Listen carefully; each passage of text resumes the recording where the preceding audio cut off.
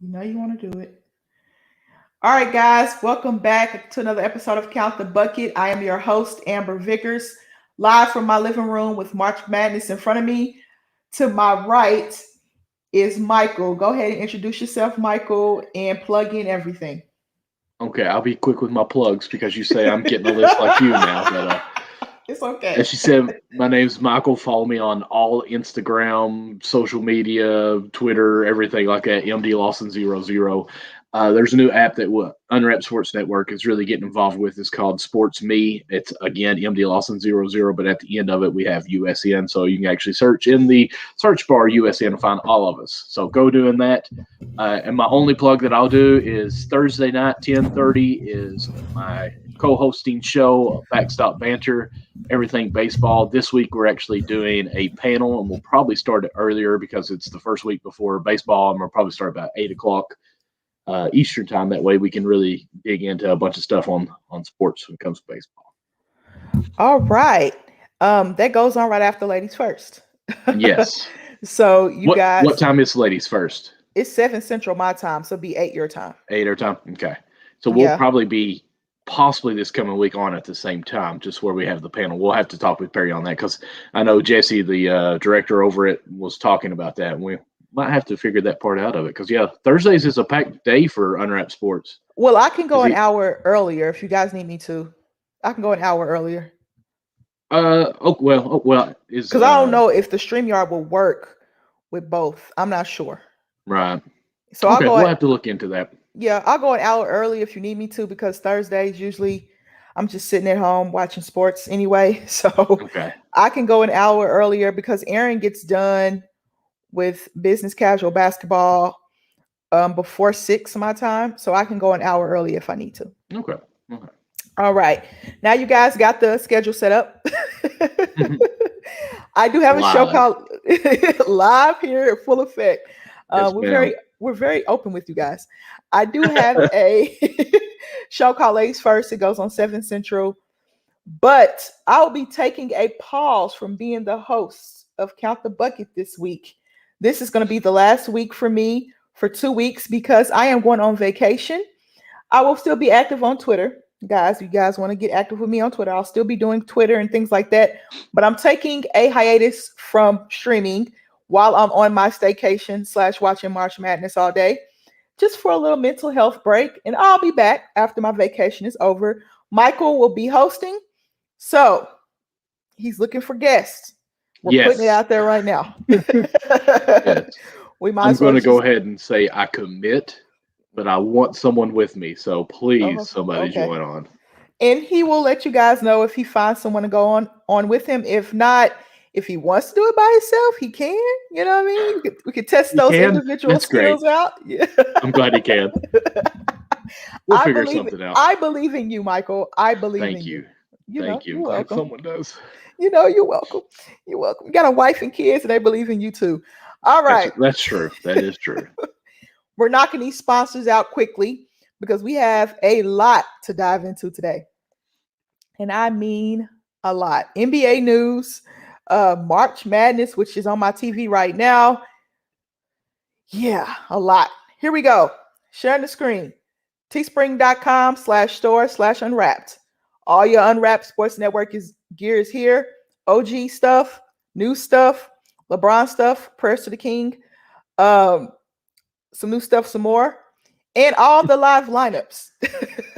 It's all Some new stuff here. some more. Some new stuff, some more. I say something new every day, I swear. Ladies first, of course, Backstop Banter, which goes on right after me. Business Casual, which goes on before me. Guys, get you some stuff from Hey, teespring.com/store/unwrapped. Yes, we sir. need to count the bucket shirt. We do. We were gonna work on that. We started actually working on that, Hmm. but I didn't know who the co-host was gonna be, and that situation is, Understand. Understand. yeah, Very it's transparent again. Here we go again.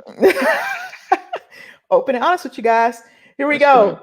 Patreon.com/unwrap sports. Become a fan, $1 a month. It's just showing general support, guys. We really would appreciate it.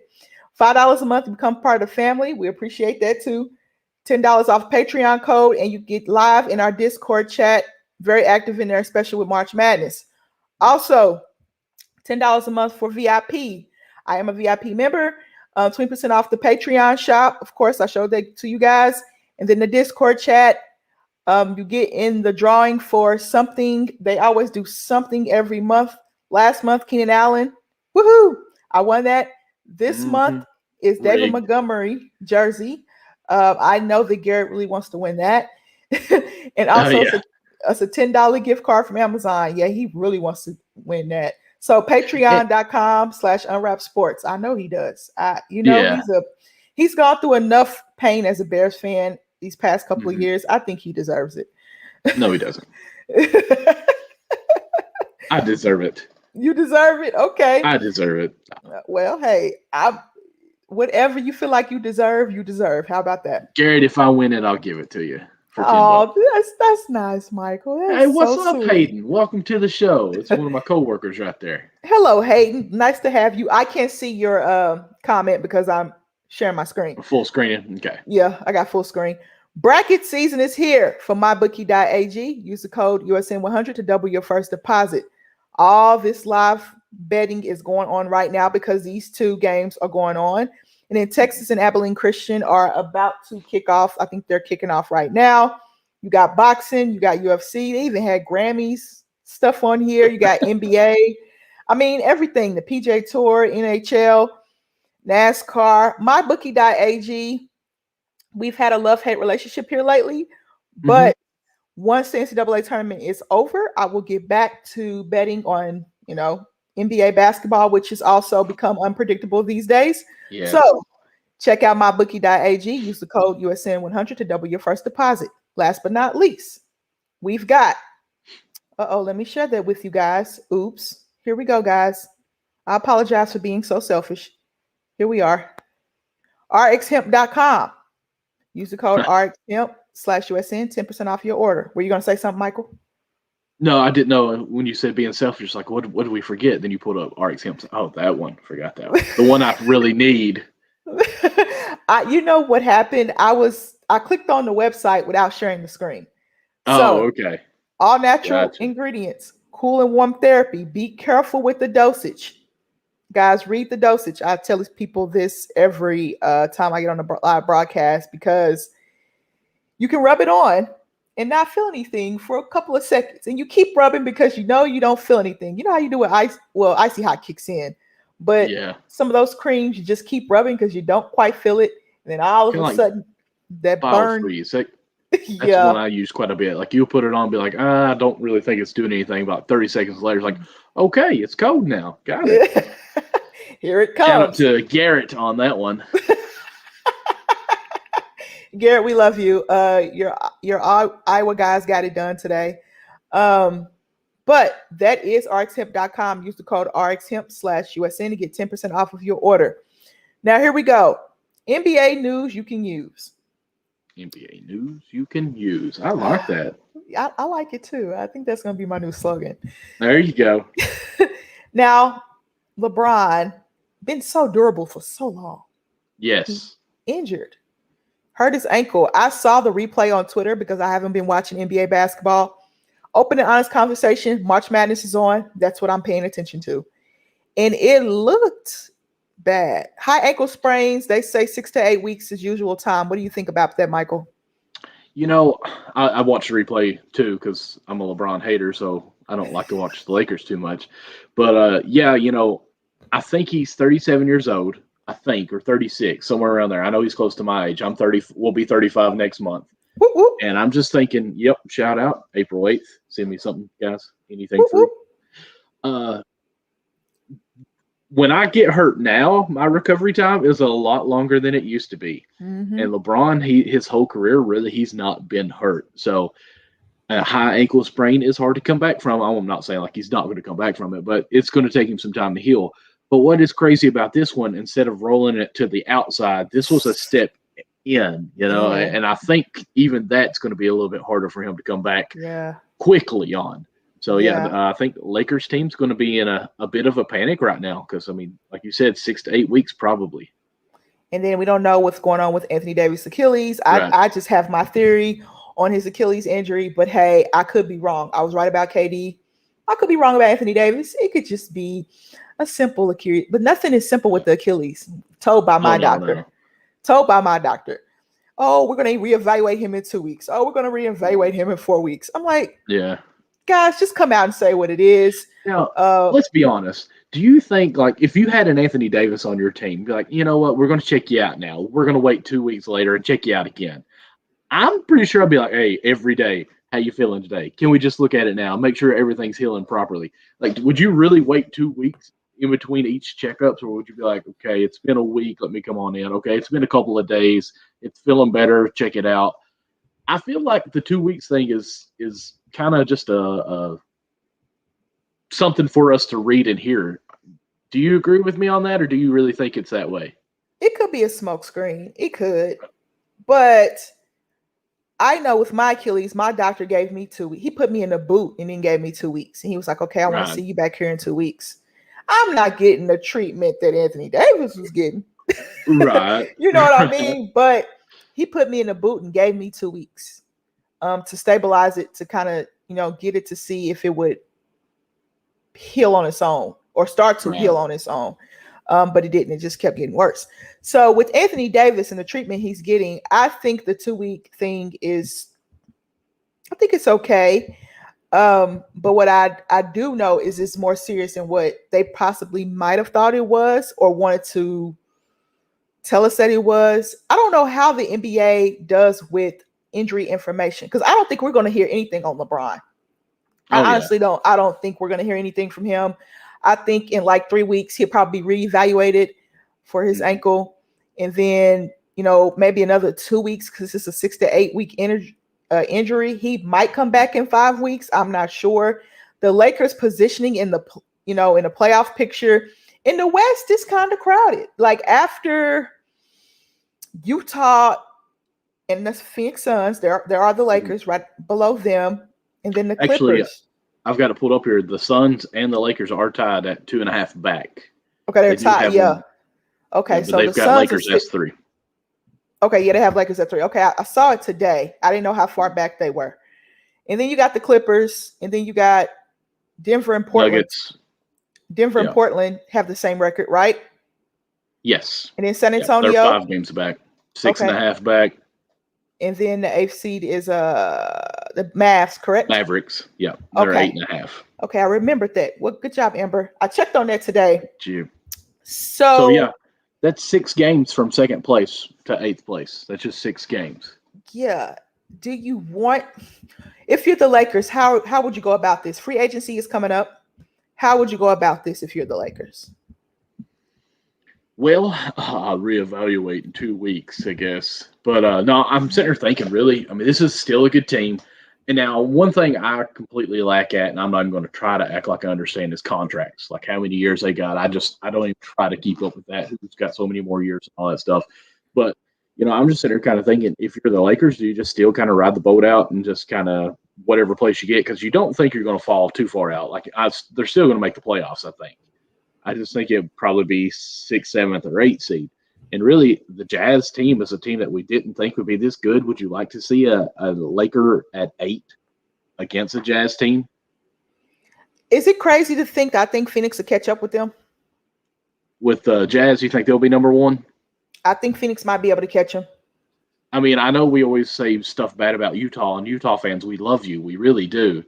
But it's still that it's almost, when it comes to baseball, it's like the Marlins last year that made the playoffs. Like they were the worst team ever, and we didn't think that they'd even like have half the wins they did, and they made the playoffs. So the Jazz, I guess the Jazz are like the Gonzaga to me. Until they can actually prove that they're going to stay at this and do it, then I can't put any faith in them.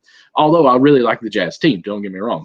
So I kind of feel like if it was a Jazz Laker 8-1 team, that wouldn't be too bad for the Lakers, because I even think they match up much better with the Jazz than any other team, really. And then just let LeBron rest. He's already went in his mid-season coma where he doesn't really play anyways. Of course, he was looking pretty good today before he got hurt in the 2nd quarter, but you've got AD out. I mean, I guess really what I'm trying to say is it kind of really falls on what is really hurting with AD. If Anthony Davis is pretty much done for the year, I do not rush LeBron back and just say, let's waiting for next year. Although you'd rather see them repeat, and they still got a chance to go back to back. How would you do it?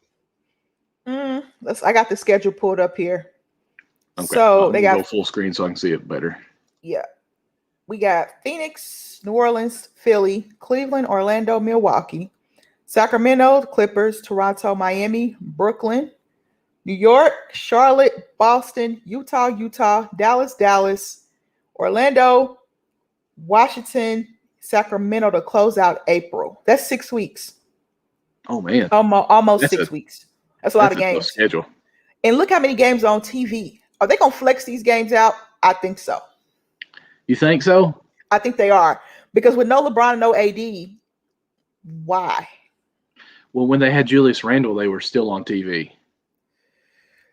Yeah, but It's the Lakers. It is the Lakers. I they're mean, gonna I they're think gonna flex. I think they're gonna flex some of these out though. I mean, maybe I a 2 or honestly, 3.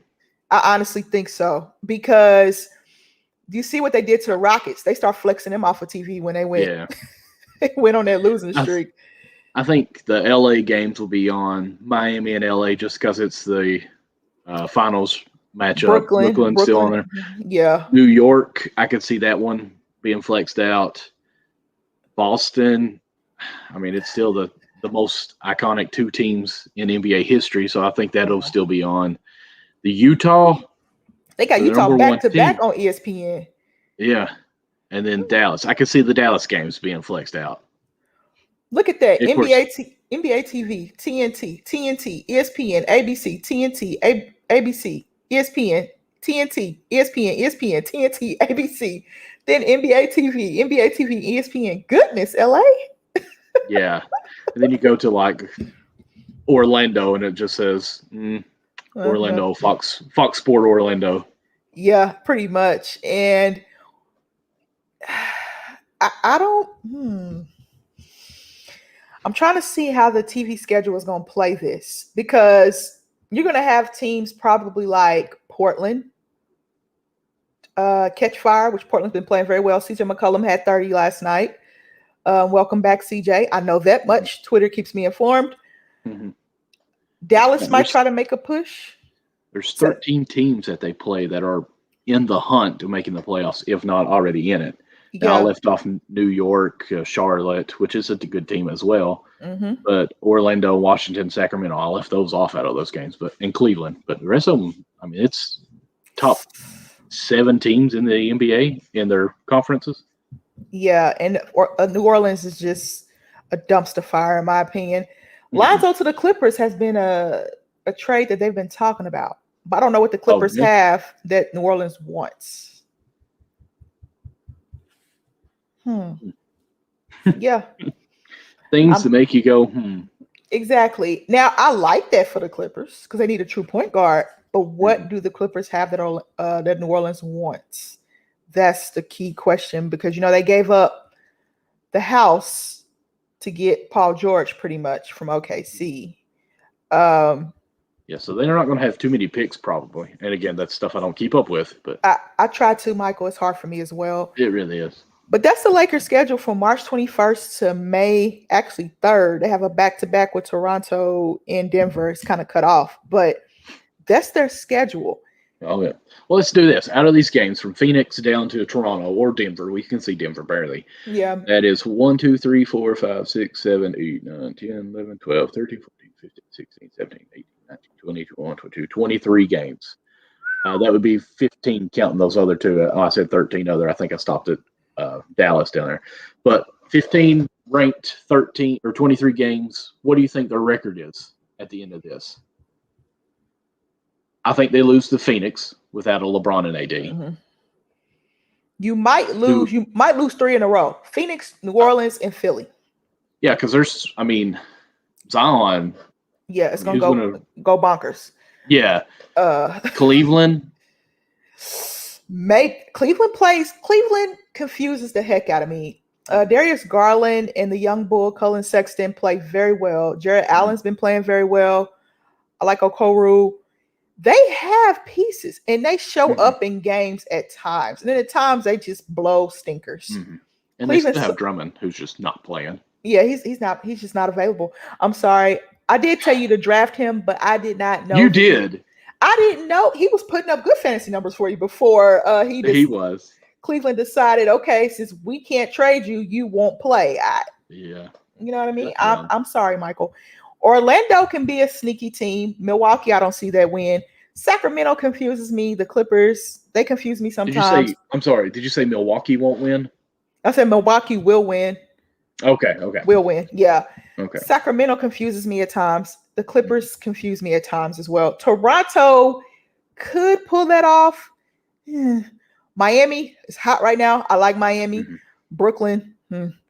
Even the Knicks. Because all these games LeBron is going to miss. LeBron's going to miss all of these games because it's 6 weeks just about to May 3rd, almost 6 weeks. So 6 to 8 weeks for a high ankle sprain. You don't rush him back from that. But most of their opponents are playoff opponents. Oh, yeah.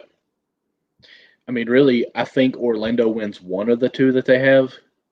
Yeah, that's a possibility. And what's crazy, even Washington could be beating them now. Yeah, Washington's playing better. I'll say better. They're playing a lot better. So, Michael, what do you think? Do you think their record is under 500? How many games is this, Michael? I think you counted them. 23 games. How many do they win? Man. I'll give them 10. I don't know which team, but I'll give them 10. Do you think they make a trade because of this? Do you think they go for Drummond and have a guy? You can go for Drummond. Does he move the needle that much? I think having Drummond on this team can get you through Orlando, can get you through Cleveland, can get you through possibly Charlotte, who is a hot team. I say that very lightly that they could beat them. Again, Washington, Sacramento, and Orlando at the bottom end of that. I think that gets you more wins there. Because right now, I think Orlando is a split, but with Drummond, I could see that being 2 wins for the Lakers. If he was there right now, I think Drummond would help them against the Pelicans. I actually think Drummond would help them against Philadelphia, just because they don't have Embiid or Ben Simmons right now. So I do think if Drummond was on this team right now, ready to play, that it would probably help win 5 games here. Just looking at it, I think it would help with Orlando, or not Orlando, but New Orleans, which we think the Lakers probably still could win that game, but we could easily see in New Orleans winning. So I would say I would tilt it towards Lakers. That game, Philadelphia, I would tilt, if he was ready to go right away, towards the Lakers. Cleveland, so that's 3 in a row that I think Drummond on the team would help him win. Even Orlando possibly would help. So that would help him win 4 out of the next 5 games, in my eyes. Now, Milwaukee, Sacramento, I'll give back to them. LA, I don't. Toronto, possibly. Miami, no. Brooklyn, absolutely not. I think Knicks. I actually think Drummond or not, I think the Knicks going to win this game because Julius Randle has a lot to prove against the Lakers. Charlotte, I feel like Drummond should go to Charlotte, but that'd be nice. I think it'll help them win probably a more solid yes to 5 games without Drummond. What about you? I just don't think Drummond moves the needle that much. I think LeBron's presence will be missed because Kyle Kuzma is inconsistent. I think Dennis Schroeder will be that guy. Kyle Kuzma needs to be number 2. And dare I say it, THT needs to be number 3. Now, I say that because THT can create his own shot. And some nights, THT might be number 2. So what does Frank Vogel do with that starting lineup? Good question. Caruso will have to step it up offensively. KCP will have to step it up offensively. Morris will have to step it up offensively. A lot of players are going to have to step up offensively. Their assist numbers will be down. I'll tell you that much right now. Spicy Queso, what's happening? Hello, Spicy Queso. Nice for you to join us. I agree. Losing 2 or 3. I could see them losing 3 or 3 the next games here. Yeah, 3 in a row is what I see. Because Philadelphia, Doc Rivers knows how to coach without his stars. And he, even though it's the Sacramento Kings, which are up and down squad, Philly still has pieces. I think Philly's pieces are still better than LA's pieces without LeBron and AD. You never know. Ben Simmons could be back by that game, by the 25th, which is this week. He could be. I think he has right knee soreness or something like that. He could be I think back. this will But definitely let us know how Frank Vogel is as a coach. oh yeah, oh for sure, for Like, sure. This is gonna and I test hate putting him. the pressure on coaches a lot when it comes to the NBA because the NBA you have the stars. Like, I mean, you can basically what I always say is just basically give them the platter and they have to decide what they're going to eat because whatever the defense gives you, they're going to react to that. What we got going on here? It's my pooch. Oh, okay. I got a new Yeah, pooch this week. you got a new pooch. This is an old I pooch. got it. Well, he's an Uh, older well, pooch. This is but Marley. I do think this will, because Vogel out of nowhere has been a great coach from Kentucky or University of Kentucky, so I'm happy about that. But I think this will be a great time where you can either say yes, he is a good coach, or okay, maybe it was the talent a little bit here. But I mean, it's still the Lakers have a decent team, and I think this will actually help them be able to shine a little bit if they're going to shine. Like to me, honestly, this might be a little bit of a hot take with LeBron and AD out, if Kuzma doesn't show up and do anything during these games, okay, we're ready to get rid of him after that. Let him go to a new team where maybe he can find himself. Oh Because this is his wow. perfect time. Oh, do you not agree though? This is his time to say, "This is why you picked me." Yeah, this is his time. Yeah, it is, especially with the way Brandon Ingram's been playing. It Mhm. really because it really came down to do we choose Bi or do we Mhm. choose Kuzma, and they chose Kuzma. But I'm happy for Brandon Ingram because I don't think Brandon Ingram could average 25 in LA with Anthony No, Davis and LeBron there. I don't think that was possible. I like that setup for Bi in New Orleans. I love it. So Kuzma, there's no reason why Kuzma shouldn't average at least 20. Mhm. Dennis Schroeder's going to be aggressive on offense. Dennis Schroeder, that's what I know from Dennis Schroeder. He's going to be aggressive on offense. When he's with OKC, that system just worked perfectly for him. And I also think that he's going to say, okay, I'm pretty much the leader of the team now that LeBron and AD are out. They expect for me to be the number one guy, and I would love for Schroeder to be number one guy. When I say THT could be number 3 or number 2, is because I like the way that he can create his own shot. I like THT a lot. I love the energy he brings. He's going to play more minutes, so hopefully he's in shape. I'm assuming he is. It's midway through the season. So a lot of guys are going to see a lot more minutes with LeBron out. And I think Morris will probably start. Is Gasol back from COVID protocol? I think so. Okay. So Gasol will be back, and you'll have Schroeder. So you have Gasol, Schroeder, KCP, THT, and Kuzma, or Morris and Kuzma. And then THT will come off the bench with Caruso. And I don't know if they're going to sign Jones to another 10-day contract or not, Mm. because I think it ends today. I think it expires today. Well, That's going to be interesting. This schedule is tough for the Lakers. do you think they go out and get Cousins now?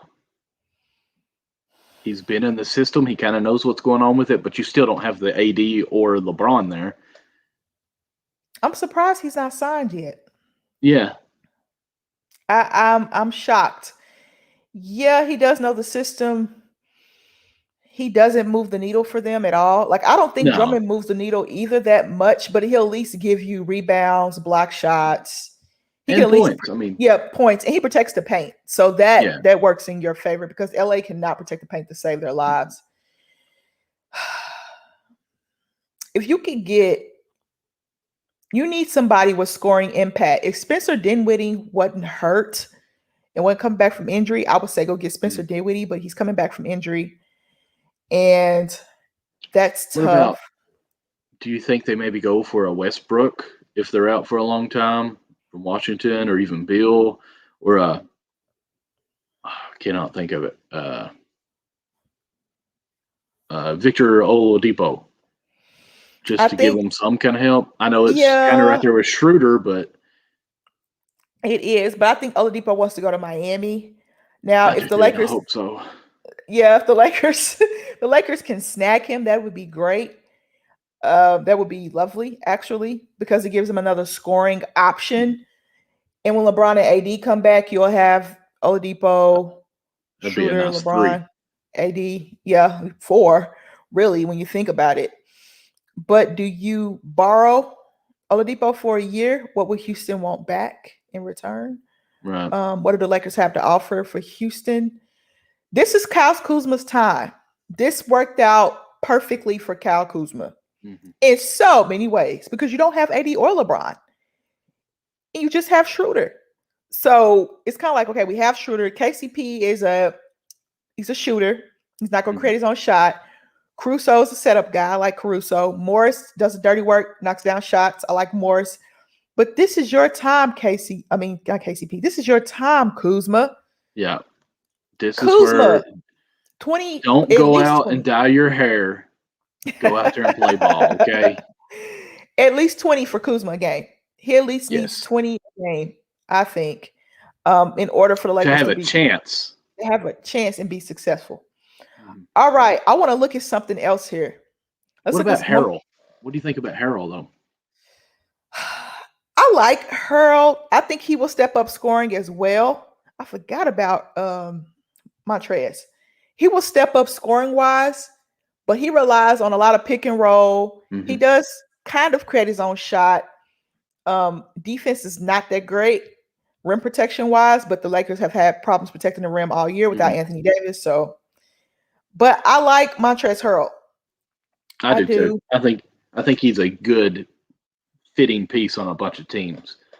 Yeah, I like Montrez. All right, let's look at the standings real quick, and then we're going to talk about March Madness.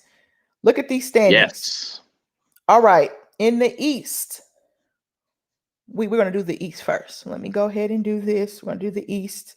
So in the East, we have Philly, Brooklyn, Milwaukee, the Miami Heat, the Atlanta Hawks, New York Knicks, Charlotte, Boston, and then we can throw in Indiana and Chicago because that'd be the play-in games.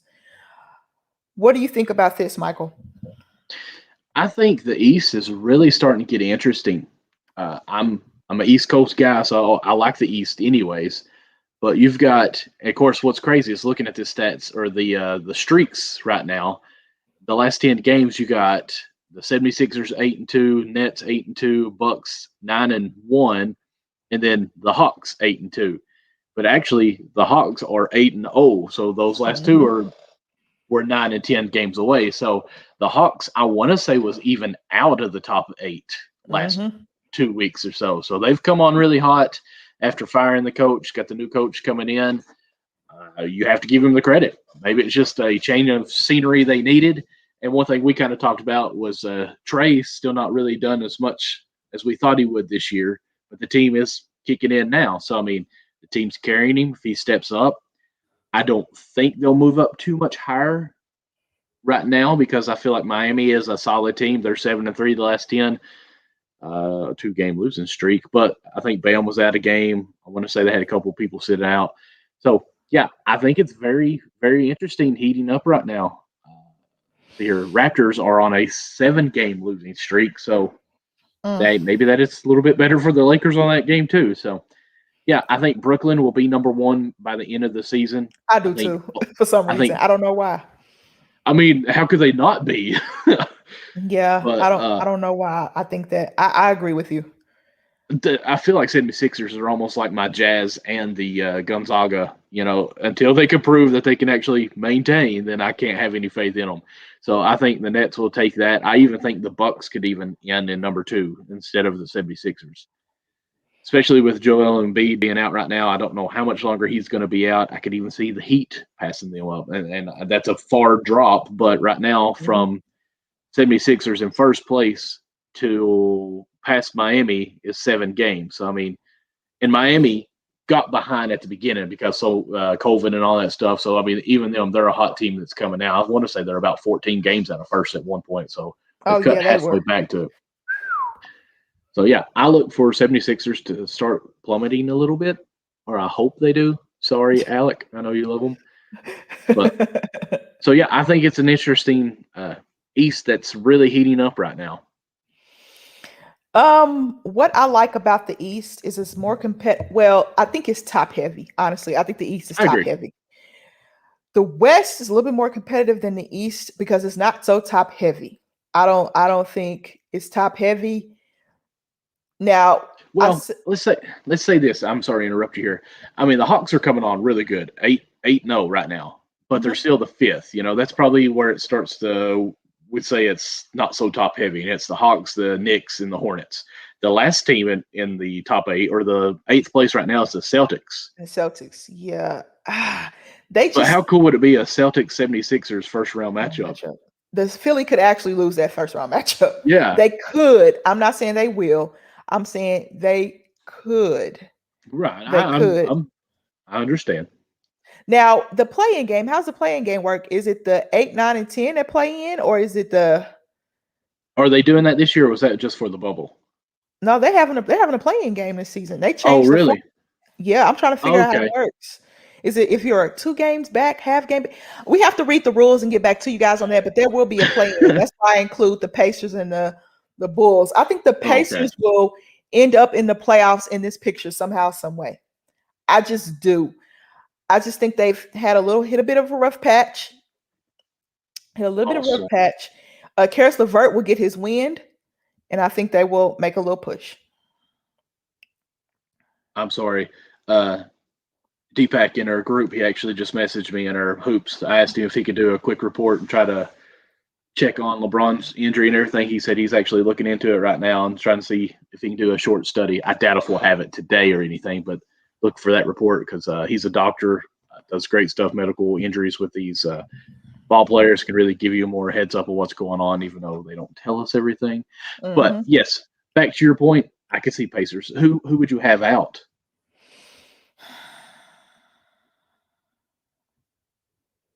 Because it's hard to actually say that the Celtics would be out like that. Charlotte maybe, but Charlotte's playing so well. Oh, that's tough. I think Indy gets it together. I think if they had a healthy Karis LeVert, they wouldn't even be. They'd probably be top 4 or 5. Oh yeah. In my opinion, he could average 20 every single night. He's averaged double digits since he's come back. That's amazing and miraculous. I love it. Oh, yeah. Love Karis LeVert. Go Michigan. I could see probably the Hornets. If the Celtics don't get it together, this is danger time. Danny Ainge needs to make some type of move.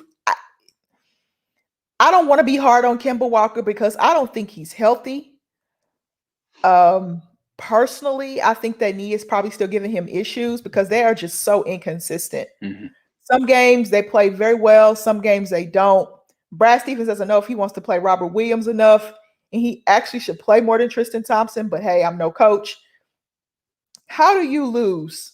Now, any game is losable in the NBA. I will say that. Mm-hmm. But some of his losses and his rotations just kind of confuse me at times. Marcus Smart being back helps. Yeah. But are they've missed him. They've missed him a lot. But are they too far back to even catch the top 4? Because I had the Celtics, I think, number 2 in my preseason. I think 2 or 3. Oh, I'm sure we all did. Yeah. Healthy Kemba, Jalen steps up, Jason Tatum steps up. You still got Marcus Smart. Tristan Thompson's a good, reliable veteran piece with championship experience. I didn't think Robert Williams would step up as much as he has, but he has. Teague's played okay, but I think Peyton Pritchard should get his minutes. I don't know how many Boston fans will agree with me there, but I just feel like this. In order for the Celtics to be successful in the playoffs, they don't need to match up against Brooklyn. They don't need to match Milwaukee. I don't think the Milwaukee matchup is good for them. I think the Philly matchup is good for them. Mm-hmm. I think it is. Now, I don't want them playing any of the rest of these teams, Brooklyn or Milwaukee, but Philly, because they've had Philly's number in the playoffs. Yeah, if I'm the Celtics and I'm picking anyone that I want to match up as the 8th seed, it would be 76ers or the Bucks, because the Bucks fall apart in playoff time. I don't want Heat, and I don't want the Nets, because the Heat, they just got the grit to them that they're going to do whatever it takes to win, and the Nets just got so much given talent. Yeah. And when KD comes back, he will be back, guys. This is not it's not a serious injury. They're being very precautious because we know how Golden State fumbled that. But yeah, and let's be honest, the Nets do not care right now. Like that's how good of a team it is. They don't care and they keep winning. That's dangerous. All right. Yeah. Here is the West. I like how we What said do we're not going to do too much NBA. it just happens. We will talk about March Madness though, guys. Oh, yeah. Don't worry. But you know, this is news you can use. All right, here's the West. Here's the West. What are we thinking about the West, Michael?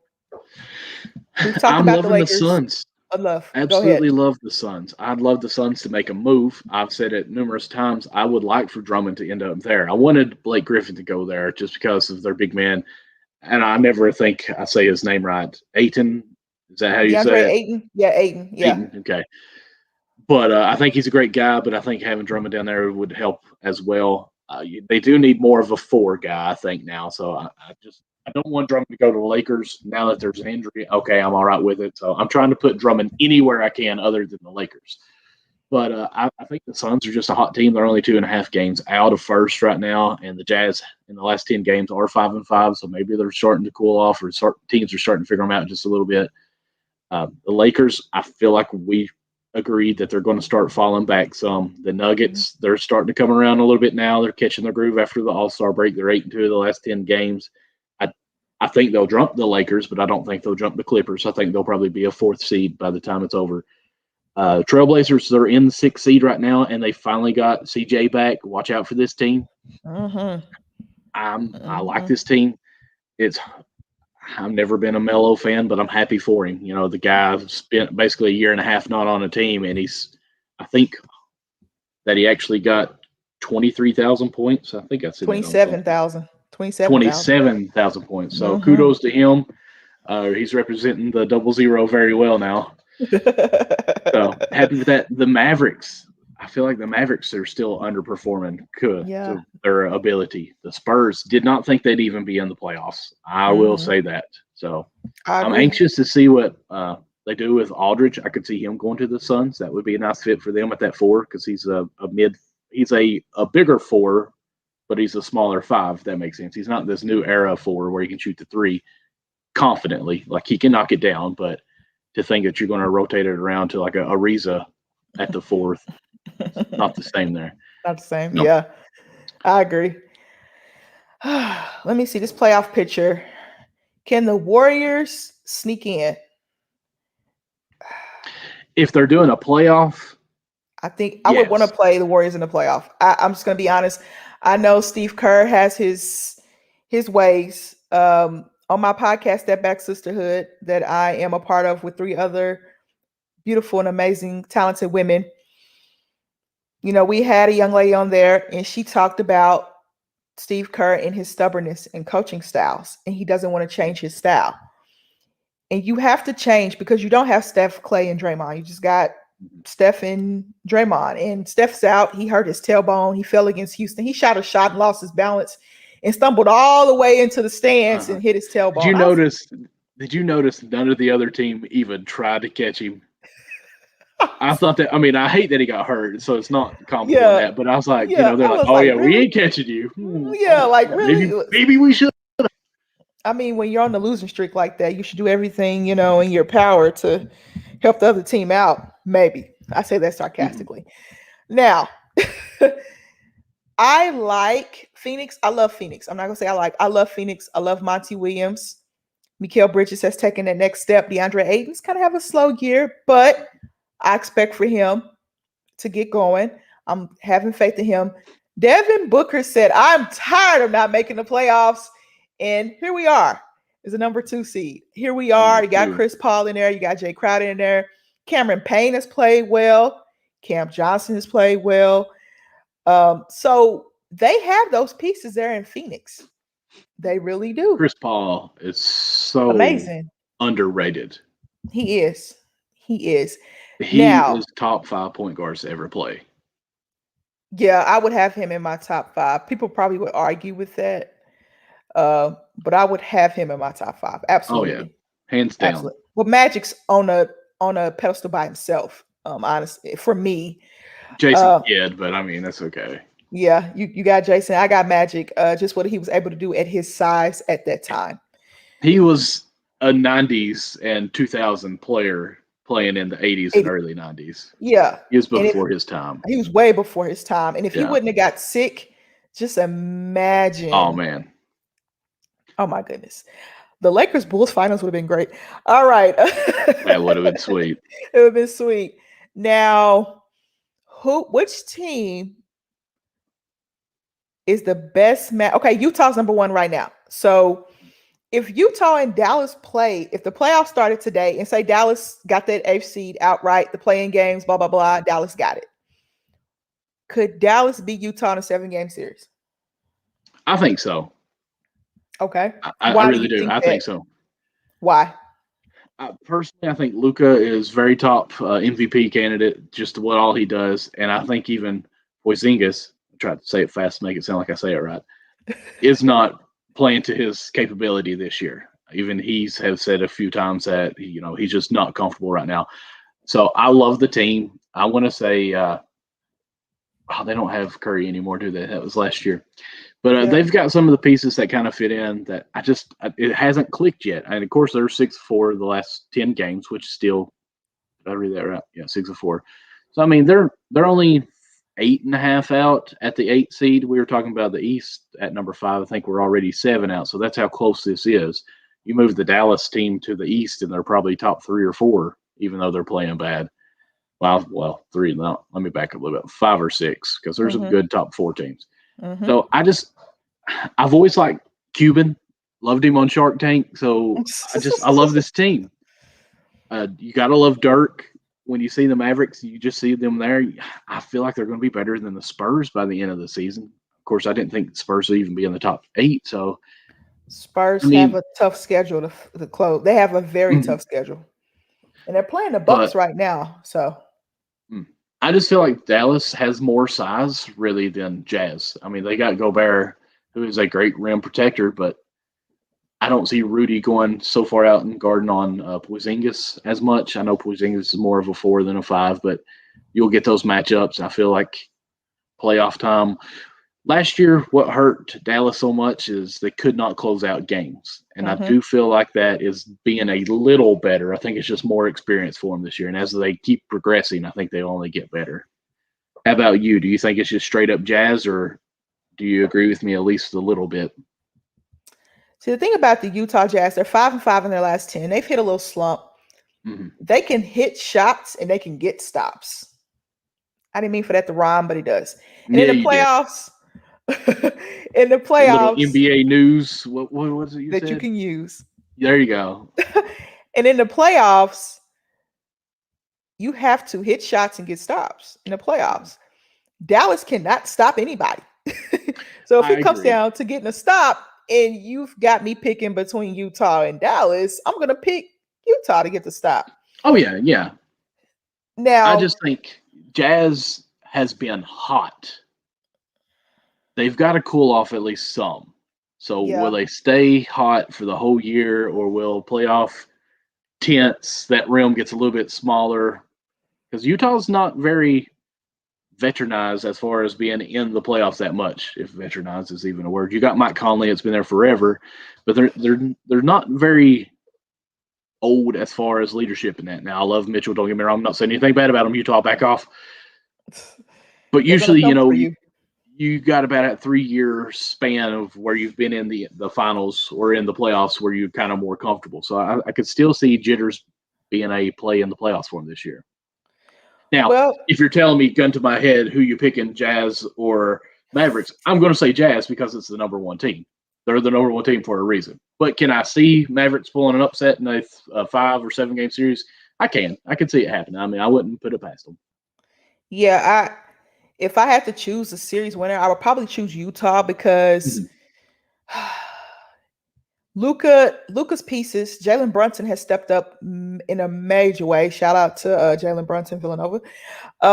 He stepped up in a major way for them. I like Tim Hardaway Jr. That's what I was thinking of, Hardaway. Yeah, I like Dorian Finney-Smith. I like Josh Richardson. Shout out to Edmond, Oklahoma. His mom used to be a pastor at a church I used to go to. Oh. I like the Dallas Mavericks. I'm not a big fan of Rudy Gobert. We know that. But if you ask me to choose Utah, Ingles has playoff experience. Bogdanovich has playoff experience. Rudy Gobert has playoff experience. Donovan Mitchell has playoff experience. I would pick Utah because they're going to get the stops. I would pick Utah. They're going to get the stops. You got Luka, which he would probably be the best player in that series. Yeah. And you usually sometimes pick the best player in a series, like you would usually pick that team. But in this case, I like the team around Donovan Mitchell and Rudy Gobert a little bit more than I like Dallas. Jordan Clarkson's probably going to be sixth man of the year, so you're bringing him off the bench. Royce O'Neal knows his job, knows his duties. Bogdanovich hitting shots. Royce O'Neal hitting shots. Rudy Gobert blocking shots. Donovan Mitchell stepping up when he needs to. Joe Ingles hitting shots. Joe Ingles likes to hit shots in playoff games. And then Mike Conley, you got that old wise veteran there as well. I like Utah in that series. I do. I think Utah's offense is more playoff style ready, because playoffs it becomes a half court offense. Oh yeah, it becomes a half court game for sure. Mm-hmm. And I like the way Utah moves the ball. Dallas moves the ball very well as well, but Utah's going to get the stops for me that I need on defense. Now, if you put Phoenix in the number one spot, let's flip Utah and Phoenix for a minute. Ooh. And Phoenix plays against Dallas. Okay, let's flip Dallas and Golden State. Let's flip Dallas and Golden State, and we're going to flip Utah and Phoenix. So Phoenix number 1 seed, Golden State number 8 seed. Who do you like? Okay. I actually feel like that matchup would probably be better for the Suns, actually, with the guard play heavy on both ends. Chris Paul is such a facilitator, coach on the court. I would still be happy with the Suns. I'd be scared because Golden State is Golden State. If they get a breath of open space, they can knock down a shot. Curry can. I would actually still be okay with that matchup. I would still probably go with the Suns on there, but I would be scared. Okay. Now, the youth on that team, though, could play that factor that you're talking about as far as being good for the Jazz now. What do you think?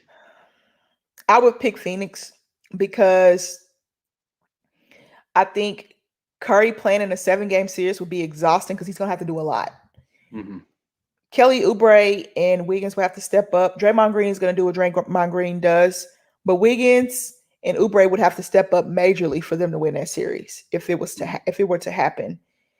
Curry can't do it by himself. That's exhausting for Steph Curry. I think Draymond Green talked about in an interview that they're expecting Curry to do too much, and we need to kind of relieve some pressure from Curry. Wiggins had 40 the other night, but Golden State did play the Memphis Grizzlies tonight and lost to Memphis without Steph Curry, of course. Steph's going to be out some games, so I can see Golden State slipping a little bit. But we're talking about maybe potential matchups, guys. We're just throwing scenarios out there. Right. I like Phoenix in that matchup. I would take Phoenix in that matchup. Now, the Lakers. Let's say the Lakers slip to 6. And if we got a Clippers-Lakers first-round matchup, how do you think that would go? Man. Lakers slip to 6. The Clippers go to 3. Everybody else moves up. So the 4-5 matchup would be Denver and the Portland Trailblazers. The 3-6 would be the Clippers and the Lakers. Ooh. That would be nice. Okay. Without knowing who would be there, we'll say AD and LeBron are back. I would probably seriously have to go with the Lakers. Okay. I hate to say that. I know you do. It pains you, doesn't it? Well, it's the big brother. I mean, they'll win no matter what until they can get over the Clippers can get over that hump. It's the big brother, you know. I own you. It doesn't matter. I used to get so mad. I'm the baby in my family, and I'd cross up my brothers so much, but they're like 6 feet taller than me, and then I get to the rim about to do something and be like, oh, they knocked me down, blocked the shot, no foul. I'd be like, hey, I'm sorry. It's just how it is. You're not going to beat me. That's how it goes. That big brother, little brother syndrome. I love it. That matchup, oh goodness. I just don't know what's going on with the Clippers. I don't know what's going on with Lou Williams. He's not played well this year. They still don't have a true point guard because I think Patrick Beverly would be fine coming off the bench if you got a true point guard. I would love for them to go out to get Lonzo or Kyle Lowry. I would love for that to happen. Now, will it happen? We don't know. But I would love for that to happen. Steve Ballmer, make it happen. You have enough money. Just make it happen. See, Rondo, I thought would be a good guy that would be open. Me but too. Now that They're like fifth in winning. the. You can't consider that now. Yeah, you can't. And John Collins, he wants what, 20 million a year. He's playing very well for Atlanta Hawks. So looks like those pieces are probably going to stay with the Hawks because the deadline is on the 25th. I think that's on a Thursday. So I might talk about that a little bit on Ladies First. I'm not quite sure. But if those two teams switch, well, if the Lakers drop to 6 and the Clippers move to 3, which is very possible, the Lakers could drop further than that, honestly, because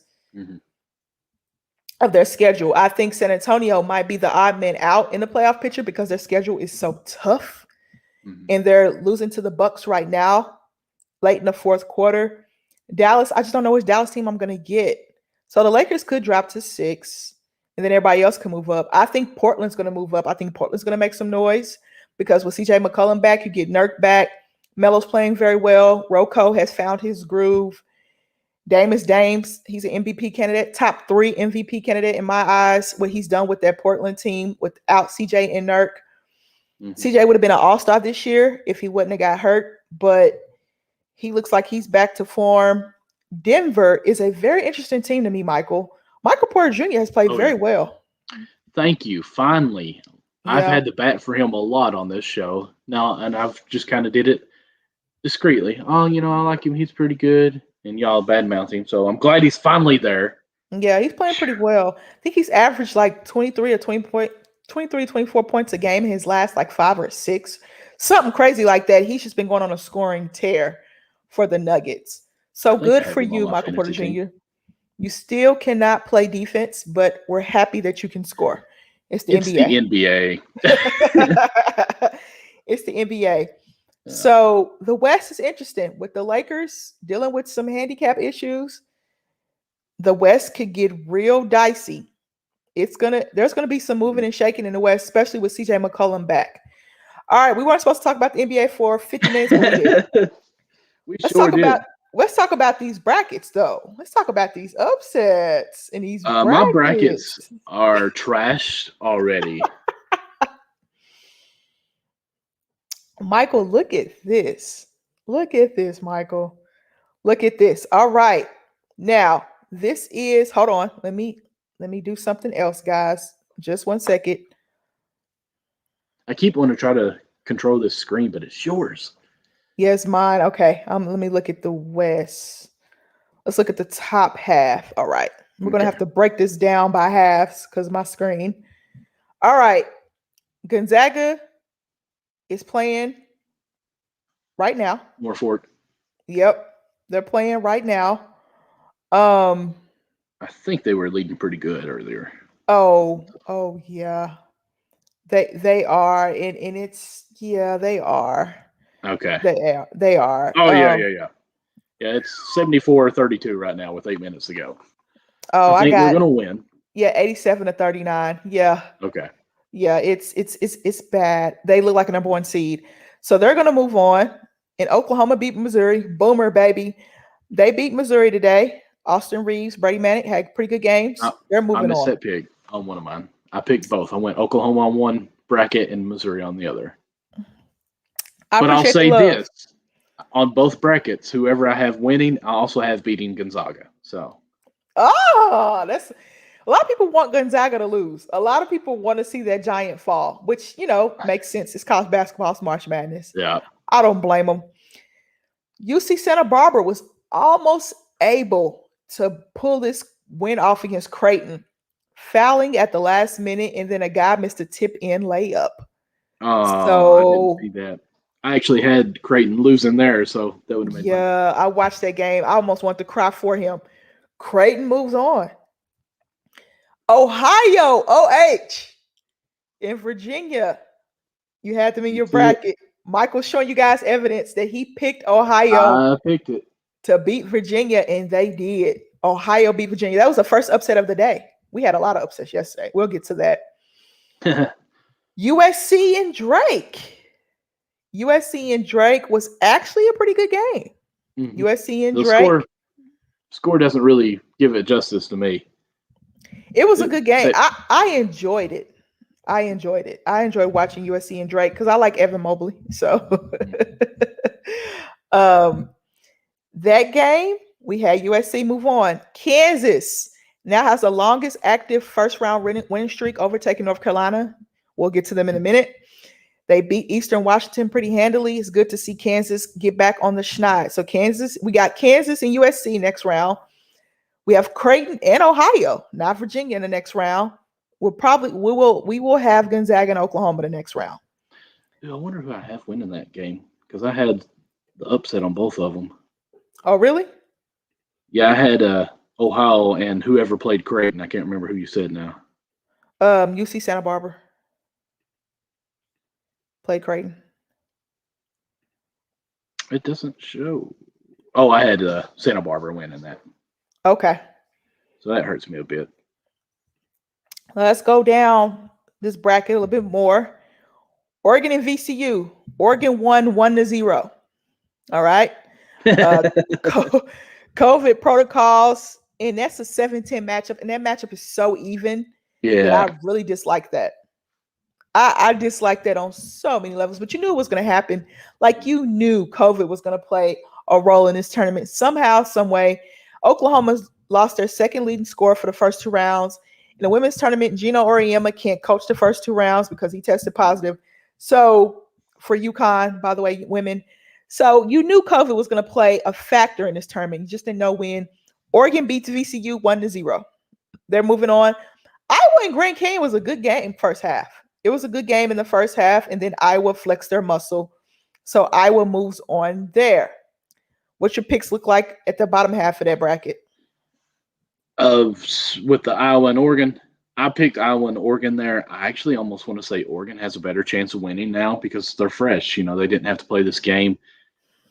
I do have Iowa going pretty far in my brackets, but I missed the South California game. I had Drake upsetting there, but I did have Kansas in that. Okay. So this is what most people's brackets look like. Now, of course, we know Ohio is here. Those 2 teams are good. Those 2 teams are good, and those 2 teams are good. Oregon wins 1-0. All right, let's go to the South part of the bracket. We've got Baylor and Hartford. A lot of people pick Baylor. So Baylor moved on. They got their groove back. I think Baylor has got their groove back. This game, Wisconsin, North Carolina game threw me for a loop. And I'm going to tell you why. I did not expect for North Carolina to get blown off the floor by Wisconsin.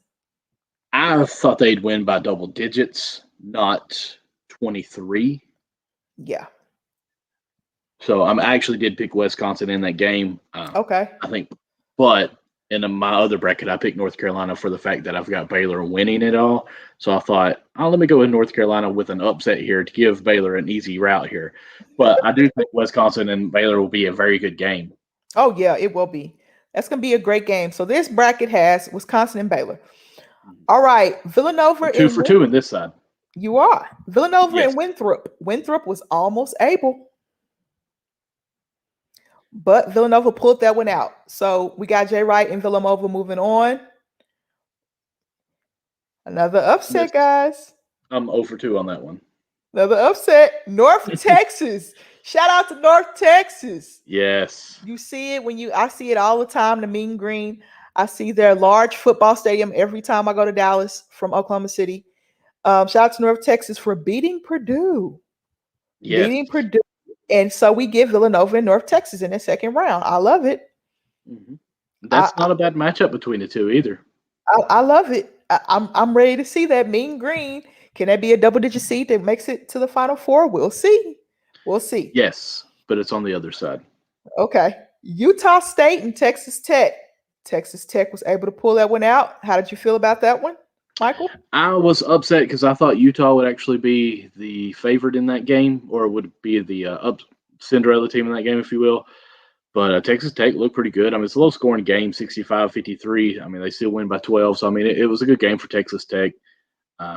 I was anxious about the Arkansas because with our show that we did on Selection Sunday, I was a little bit scared because you and I kept talking about Arkansas. Like, no, man, y'all are talking about a toothpaste company here. What are y'all talking about? And the younger generation really thought this would be a close game. And Arkansas is a good team. I've actually got them going quite a ways in this tournament. They pulled it out against Colgate. It did not look good in the first half. No, but It they did ended up not winning by look almost good. 20 points. So Yeah, that second half they came alive. So here we got Texas Tech and Arkansas. Ooh. I still think Arkansas is going to win that one. Okay, we'll see. We Their will see. offense mixed with the defense is a pretty good little combination for that team. Florida and Virginia Tech. That game kicked off the tournament, if I'm not mistaken. Yes. And that was an overtime game. Thank you, Buffalo Wild Wings, for giving us that overtime game. Yes, thank you. And how'd you feel about that game? Who did you have picked? I took Florida because they had the best player on the floor in Trey Mann. So I took Florida. And Trey Mann hit some really, really good shots for them to win that game. So Florida moves on. That game was amazing. That was the best way to kick off the tournament, man. Oh, yeah. You couldn't have asked for a greater game to kick off the tournament. Now, if the tournament ends in double overtime, I would love that too. Oh, yeah. So our next game we have is Illinois and Drexel. Shout out to... Because we don't even want to go to the other one. Shout out to Oral Roberts. Tulsa, Oklahoma, stand up. Let's go. You know I was going to get excited about that. Listen, how do you not know as Ohio State? Did you not do your homework? Did you not know you were playing against number one scorer in the country? Did you not know that? I mean, it killed me. Let's go, Oral Roberts. Let's go. You know, I'm excited. I'm excited. All three Oklahoma teams are still in it, baby. Let's go. I'm super excited, Michael. I'm sorry. I got a little excited. A little too happy. That's fine. I mean, Oral Roberts. Here's why I'm upset. I actually had OSU going a little bit of ways in there. I didn't trust them, but their 3-point percentage with their defense, there was even a stat on one of those bracketology things. It had like 4 teams that have the right stats win it that every other team in the past 10 years have. OSU was one of those teams. I was like, okay, I hear you, so I'm going to give you some love with this. I'm going to give you like 2 or 3 games, but then I'm going to pull you out there. And I didn't want to put Ohio State going that far, but I didn't want to pick them here at Oral Roberts. I don't think anybody in the country did. But kudos to them. If I didn't pick them going so far, I would be all over this and excited. But I hate you. We're moving to the east part of the bracket. Michigan took care of Texas Southern. Shout out to Texas Southern for winning the play-in game, but Michigan took care of Texas Southern. LSU took care of business today too, and I was shocked by how many points they won by today. St. Bonaventure, I thought there would be a closer game, but LSU took care of business. Once again, LSU had the best player on the court. Now, this matchup with Michigan, without Isaiah Livers from Michigan, this could be a good matchup. I think this would be a great matchup. Trying to play for that Sweet 16 spot. Michael, did you have LSU and Michigan moving on? I did. I've got Michigan beating LSU. I was really wanting to pick LSU with it being an SEC team. They're a good team. They have some bigs that can play and pretty mobile as well. But you can't go against the one this early unless it's Gonzaga. Okay, I like that. Georgetown, Colorado. A lot of people picked Georgetown to win it because they went on that hot streak to win the Big East. And Colorado put a thumping in them behind the 3-point line. McKinley Wright, 3-time Pac-12 All-League performer. They shot the light. They could not guard the 3-point line to save their lives. And think about it. They got karma back on them because in the Big East tournament, they were draining threes. And then Colorado comes back. The matchup was not that good for them because Colorado's guards, Georgetown had those slow bigs that couldn't recover. And Colorado will penetrate, kick out, boom, a 3, another 3, another 3. So it was a barrage. They had 96 points. Mm-hmm. Like most times when it's playoff time, if you get in the 80s, you are doing good. You're doing good. Gonzaga's almost at 100 right now. Just giving you guys an update. So, but nobody can score with Gonzaga. Is one of those teams that can score a lot of points. Mm-hmm. Florida State, shout out to Caleb Skinner, and UNC Greensboro. They kind of made it close there at the end, but Florida State pulled it off. I was happy about that. BYU is currently playing UCLA, and I'm watching that game right now. I've got UCLA winning it. I'm happy right now on my end that they're up by 10 out of 59-49. So UCLA is who I've got to win. Okay. Abilene Christian in Texas is playing right now at half. Well, no, it's just start the second half. Abilene Christian is down 23-30 right now. Okay. So we're going to see how that game folds out. I've got UConn Texas there. and Maryland. Another upset today. Go Terps. Fear the turtle. Turtle. Maryland moves on. You pick Maryland? I did pick them. I see it. Okay. A lot of people believed in UConn. A lot of people thought the UConn would make a run. And I don't blame them for thinking that. All right, guys, here we go. Iona and Alabama. Iona stuck in there as long as they could, but they're not that deep. Rick Pitino had to play his star players basically the whole game. And Alabama had the best players on the floor, even though Petty kind of struggled a little bit. Hubert Jones struggled a little bit, but they were able to pull that game out. So Alabama moves on to play Maryland. Yeah. So we got beat Maryland. Oh. They'll beat Maryland, I think. Okay. So we have some upsets today. We have some upsets today. And inside of the bracket, every year, guys, it happens. Let's move to the Midwest, shall we? Let's look at this Midwest bracket. I didn't think we got them all, did we? No, we didn't. That was the East. We're moving to the Midwest now. Okay. The Midwest. Illinois took care of Drexel. That was, Illinois took care of Drexel. A lot of people's national championship pick. Loyola Chicago, shout out to Sister Jean. Took care of ACC champion Georgia Tech. So Georgia Tech came in the tournament hot as a firecracker.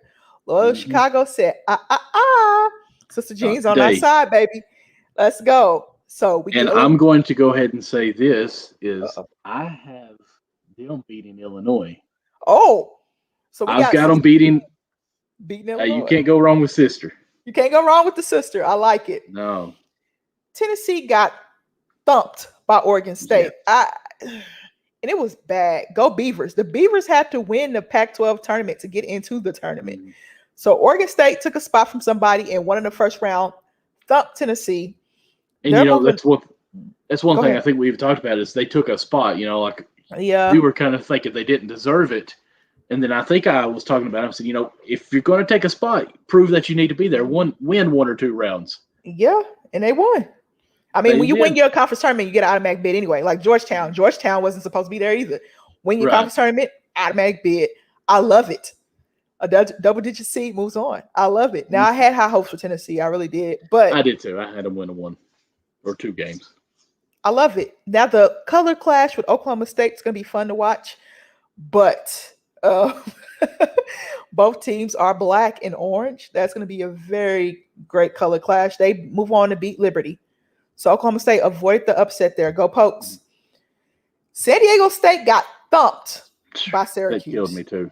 Oh my goodness. Faith in San Diego State. Buddy Bayon. Man, oh man. Buddy went buddy. I like it. I like that Syracuse is moving on. And I love it. I love double-digit seed, another double-digit seed. But a lot of people had Syracuse, though. A lot of the analysts said that Syracuse could possibly upset San Diego State and to watch out for that game. Okay. And I'm going to say this is why it hurt me so bad is I had some faith in San Diego State, and then the next matchup is West Virginia, Morehead State. We had Preston on the show with us, so I want to give him some love. I went with the upset there, Morehead State, in which they looked good for their first half. I think they ended the half only down by 3 against West Virginia, but then as time got on, fatigue, I think, set in. They ended up losing by about 20. So I had San Diego State and Morehead State in the second round, so I had San Diego State going to win that game. So that's why San Diego State hurt me pretty good right now in my bracket. But West Virginia looks like a good, well-rounded team. Bob Huggins, shout out to Bob Huggins. Yeah. Yes, I definitely think they're going to handle Syracuse. It's going to be a lot of zone in this game. You don't say. Clemson loses to Rutgers. Rutgers gets the upset. Another double-digit seed. I love it. Bring on the double-digit seeds. I love it. Shout out to you, Rutgers, for getting that upset win. Houston handled Cleveland State pretty well. Shout out to Kelvin Sampson and the Houston Cougars for handling Cleveland State. Yeah. They handled Cleveland State. So we've looked at the bracket, Michael. We've looked at we talked about all the upsets. Looks like BYU is going to get upset here because UCLA is up 13 with 4 minutes left. Now, things could happen. Abilene Christian is down by 5 to Texas right now. So they could, that's a close game as well. Another double-digit seed. UCLA was the play-in game, and they were out one of their point guards. He rolled his ankle really bad, so he's not playing today. And they're playing BYU extremely well. BYU gave Gonzaga fits earlier this season. So out of all the games you've watched, right? Because I'm watching games in pieces, but I'm trying to watch as many as I can for as long as I can. But out of all the games that you have watched thus far in this tournament, who are you most impressed by thus far? Well, I have to go with Oral Roberts, which is upsetting Ohio State like that. But as far as like impressed with that can make a run, I'm going to kind of look back through here just to glance again. Let me get the screen up, Michael. You don't have to do that. Let's do this. Let me quit being selfish. There you go again. There I go. Dagnammit, Amber. All right, we're looking at the screen here, Michael. The one that I'd probably say that I'm anxious to watch again to see how they do again is Colorado, scoring the 96 points in that game against Georgetown, which is a good team. Against Florida State, I think that's going to be a very good game. It's going to be a high-scoring game, I think. Okay. I think it should be interesting. I could see Colorado making a run. Let me move it here. I do have Michigan beating LSU in the bracket above them. But Colorado, Michigan, I think that would be a really good game to watch there too. So I'm going to keep my eye out on this Colorado team, see how far they go. Anybody else jump out at you besides Colorado? I want to say Baylor just because that's who I have winning it all. I felt like as a number one seed, they were probably the most doubted number one team. But I think they looked really good against Hartford. Granted, it's Hartford, so waited for this next matchup against Wisconsin. Okay. What about you? I probably, outside of the upsets and outside of the top guys, which Gonzaga, Baylor. Right. I like Houston. I don't know why I like Houston. Yeah. Houston is good. Maybe it's my Kelvin Sampson love from when he coached at University of Oklahoma. Hollis Price is an assistant. He's my favorite Oklahoma player of all time there at Houston. My cousin currently lives in Houston. I have Houston's like my second home. You know what I mean? Okay. A shout out to Drake. So I really like Houston. And they're really playing like Rutgers. Alabama team as well. Yeah, Rutgers. They're playing That's Rutgers. It's going to be a fun game. It's going to be a fun game. I got Houston moving on. If I could get Houston and West Virginia, I would love that in the Sweet 16. I would love that. I like Houston a lot. Outside of those top number one seeds and then the upsets, I like Houston a lot. A lot of people are high on Texas. How are you feeling about Texas? A lot of people are high on Texas. I don't think against BYU or UCLA, I think it's going to be UCLA in that game. I want to say I've got Texas winning that game, but then I have Alabama going farther. SEC team I've got to watch a lot this year. They were just above and beyond most SEC teams. Okay. Shout out to them for winning the SEC regular season and the SEC championship as well. And let me look at this bracket. I think Gonzaga just has it smooth. Now Virginia's out the tournament. Maybe Ohio can get that upset against Creighton. You never know. I think Gonzaga, if they run into Kansas, which is a possibility, if Kansas can beat Iowa, which I think they can beat Iowa, but we'll see. Garrett, I apologize. If we can get Gonzaga and Kansas in that Elite Eight matchup, that'll be very fun to watch. What do you think? Kansas could potentially have the defense to try to stop Gonzaga, but Gonzaga just scores at such a high clip. It's just going to be very interesting to see. I would rather have Iowa Gonzaga in this matchup because Kansas has just been so inconsistent this year. Okay. I just don't trust them too much. That's me in this game. Kansas, I feel like a lot of people look at them and just Kansas is the top name that you recognize. It'd be like Kentucky. If you seen Kentucky in this bracket, it'd be like, oh, well, it's Kentucky. You're going to get a good game. We were really bad this year. Kansas, I'm not saying you're as bad as Kentucky. You made it. We didn't. But there's just so inconsistent in my eyes that I could see that being lopsided for Gonzaga. So I would rather have Iowa in that matchup. Okay. Now, how are you feeling about Luka Garza? You like Luka Garza? You like watching him play? I enjoy watching him play. Yeah, he's fun to watch. He is. Very talented. Can't wait to see him as he goes on into the NBA. That's where people will probably drag me for that. He will probably make an NBA team, but he will be a role player in the NBA. Yeah. But that's what's crazy now about the NBA is role players are very important now. Oh yeah, they're important. As long as you can knock down your shots, I mean, you've got a career in there. I mean, who would have thought JJ Redick would have this long of a career in the NBA? Well, you can shoot. I never would have. I saw it because shooters can shoot. That translates the best in the NBA from what I've heard people say about friends I've had go try out, in the NBA. When you can shoot, you can shoot. Now, getting your shot off. Yeah, getting your shot off quicker in the NBA, you have to, because closing space and also being able to shoot off the dribble is important. Knowing how to use screens is important. All those intricacies play a part. But when you can shoot the ball, you can shoot the ball. Like Steph Curry could shoot in college. In the NBA, he can shoot. You know what I mean? So with Luka Garza, I'm trying to figure out what kind of draft prospect he'll be. He's going to go from being the star college athlete to being a role player in the NBA. To give you an example, Evan Mobley, who won Pac-12 Player of the Year, Defensive Player of the Year, and he also won Freshman Pac-12 Player of the Year, is averaging less points than Luka Garza. I'm giving you a prime example, but Evan Mobley will be a top 3 pick in this year's draft. Cade Cunningham's numbers don't look as good as Luka Garza's, but he probably be a top 3 to 5 pick in the NBA draft. There is a difference between playing in college and playing in the NBA. You can be a star in college, win Player of the Year, all of that good stuff. But when you get to the NBA, it's a different animal. Who does Luka Garza guard in the NBA?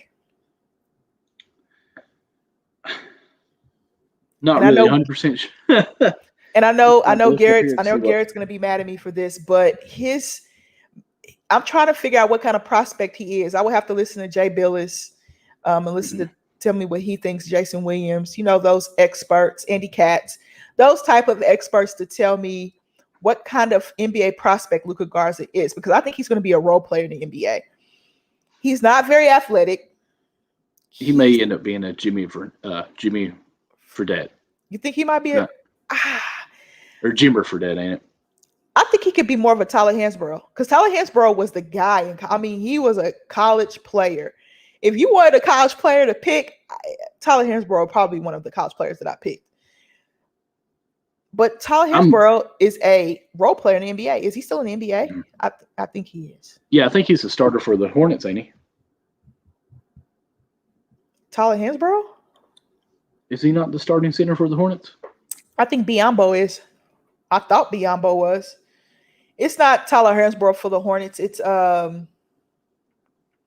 what is his name? I know who you're talking about, but it's not him. It is. Let me look at it and see. He didn't play today. Cody Zeller. Cody Zeller is Zeller. Zeller. You think about Cody Zeller. Yeah. So Biyombo started, I think, at center for them. But when you look at a college player and you try to see where they're going to fit in the NBA, it's very difficult to say. But Luka Garza will not be the star NBA player that he is in college. It just won't happen. I don't even see him on the mock draft in the first 2 rounds. See, that's the problem. This draft is deep. I thought he should have because he declared last year. He put his name in the hat. If he was to go, I thought last year would be a better year, because you have to think about these kids that decided not to play and go to the G League, and also the kids that set out for COVID, they're training. All those kids are better prospects than Luka Garza. So if he was going to go, I thought last year he should have went, because that draft wasn't talent-wise, in my opinion, it wasn't as deep as this year's. This year's draft. Is he a senior? Yes. This year's draft is going to be deep. I think that takes a play too. I mean, if you're going to get a 4th-year senior or a freshman, who you still have to develop. You've got those 4 extra years on the freshman to develop, you know.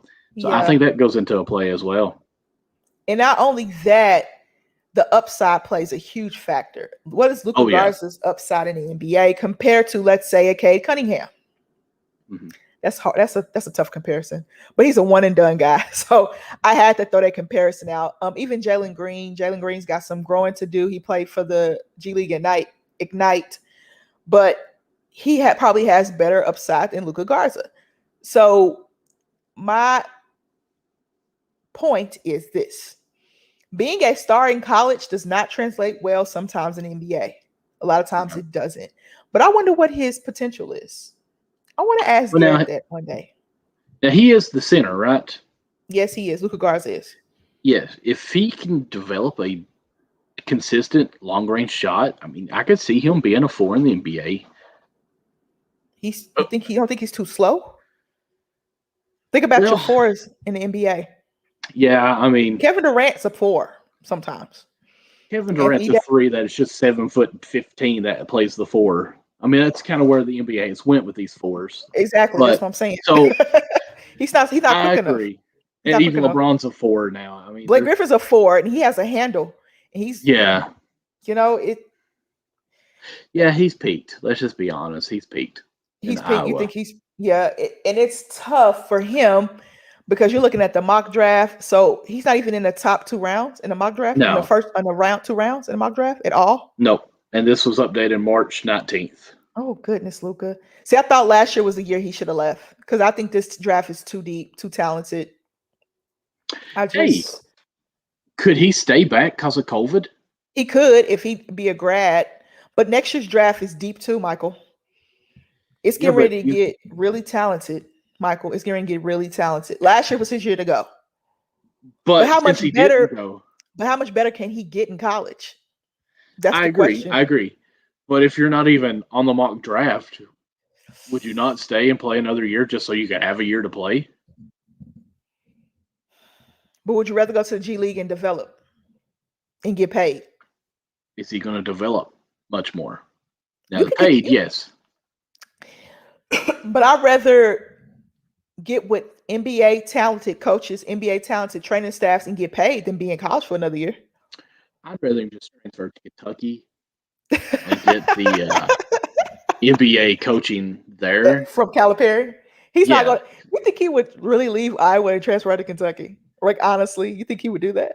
I mean, stranger things have happened. If he wants to go to the NBA, just go to Kentucky and automatically you'll be in the mock draft. Just because we're Kentucky.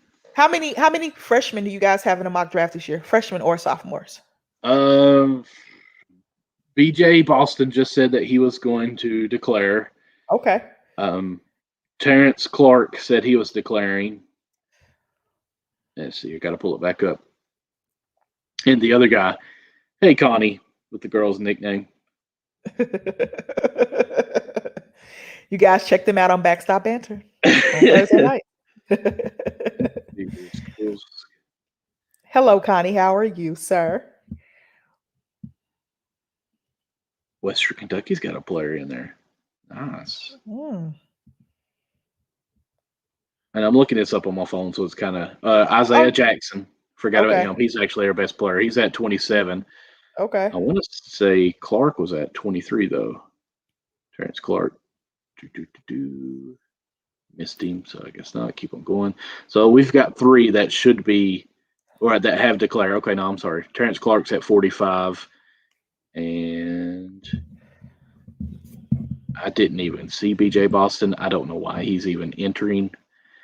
That's one thing I tried to look for. He's not even on the list here. I don't know why he's declaring. Hopefully it's without an agent because you got that 1 year that you can do that no matter what. Because BJ Boston, I honestly think can have an NBA career. I think he's going to be a good player, but he just needs time to develop.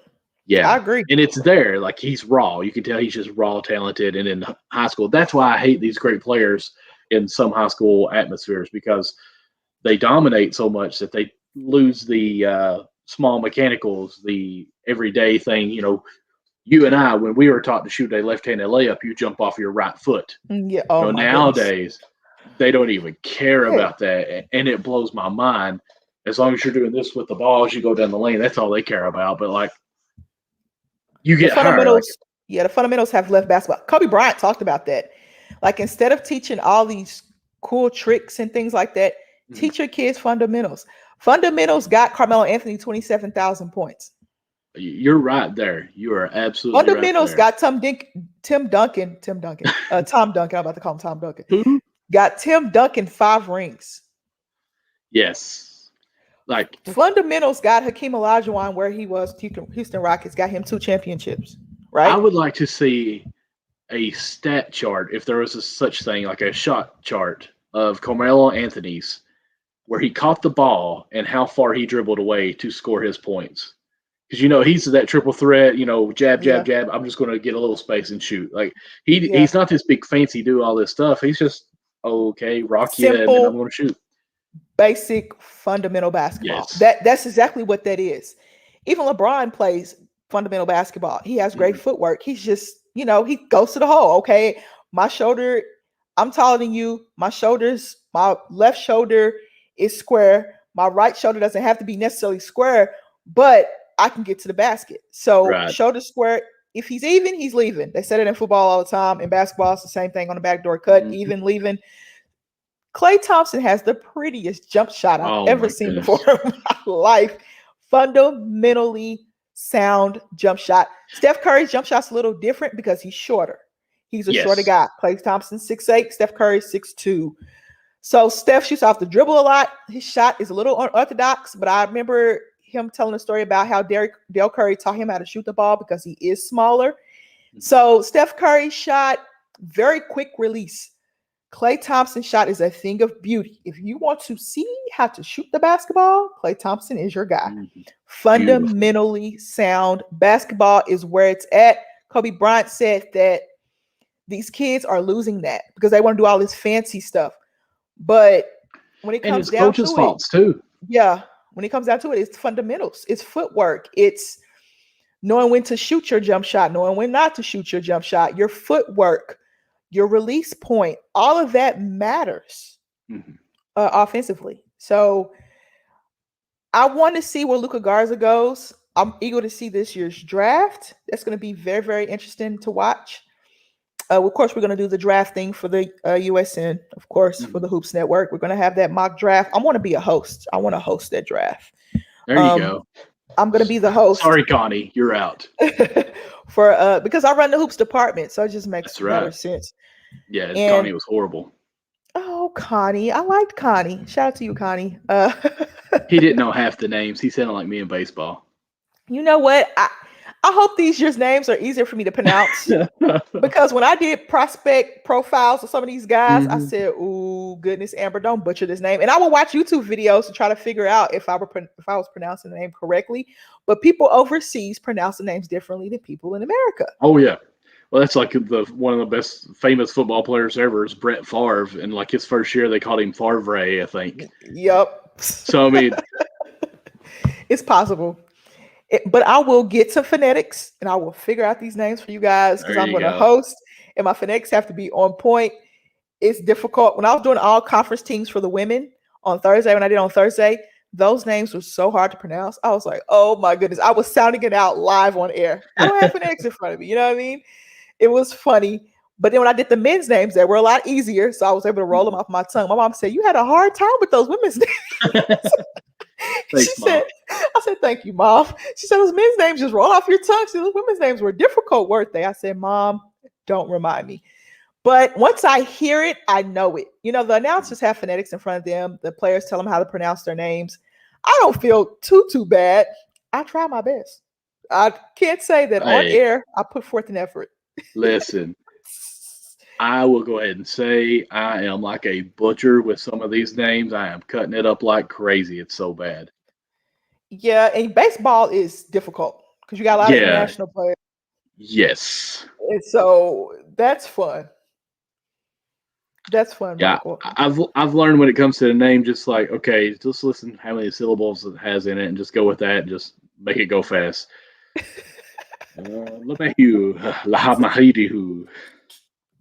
That's one of Connie's players for Yankees I struggle with. It's LeMahieu. And I always want to go always want to say LeMay who. It's like LeMay it's not Hugh. who. Yeah, Hugh. Hugh or LeMay. who? No, Hugh. Hugh. It's what it is. See, that's where I Hugh. messed up. LeMay LeMay Hugh. Hugh. Hugh. Gotta bring that out. LeMay Hugh. Hugh. LeMay Hugh. Okay. UCLA has just defeated BYU. There's your Good. upset, I got Michael. another one. Double-digit Yes. seed in the round of 32. Abilene Christian is up by 3 on Texas right now. I just turned to that game. Oh, It's the late man. game. Ooh, he missed a reverse layup. Texas with rebound. People have Texas going far, like I said before. How far do you have Texas going in your bracket, Michael? Let me pull it back up here. You have them beating UCLA? No, I have you. Let's see here. Got to turn my phone sideways. UCLA. Yes, I've got them beating Texas and then losing to Alabama. Okay, so you have faith in UCLA.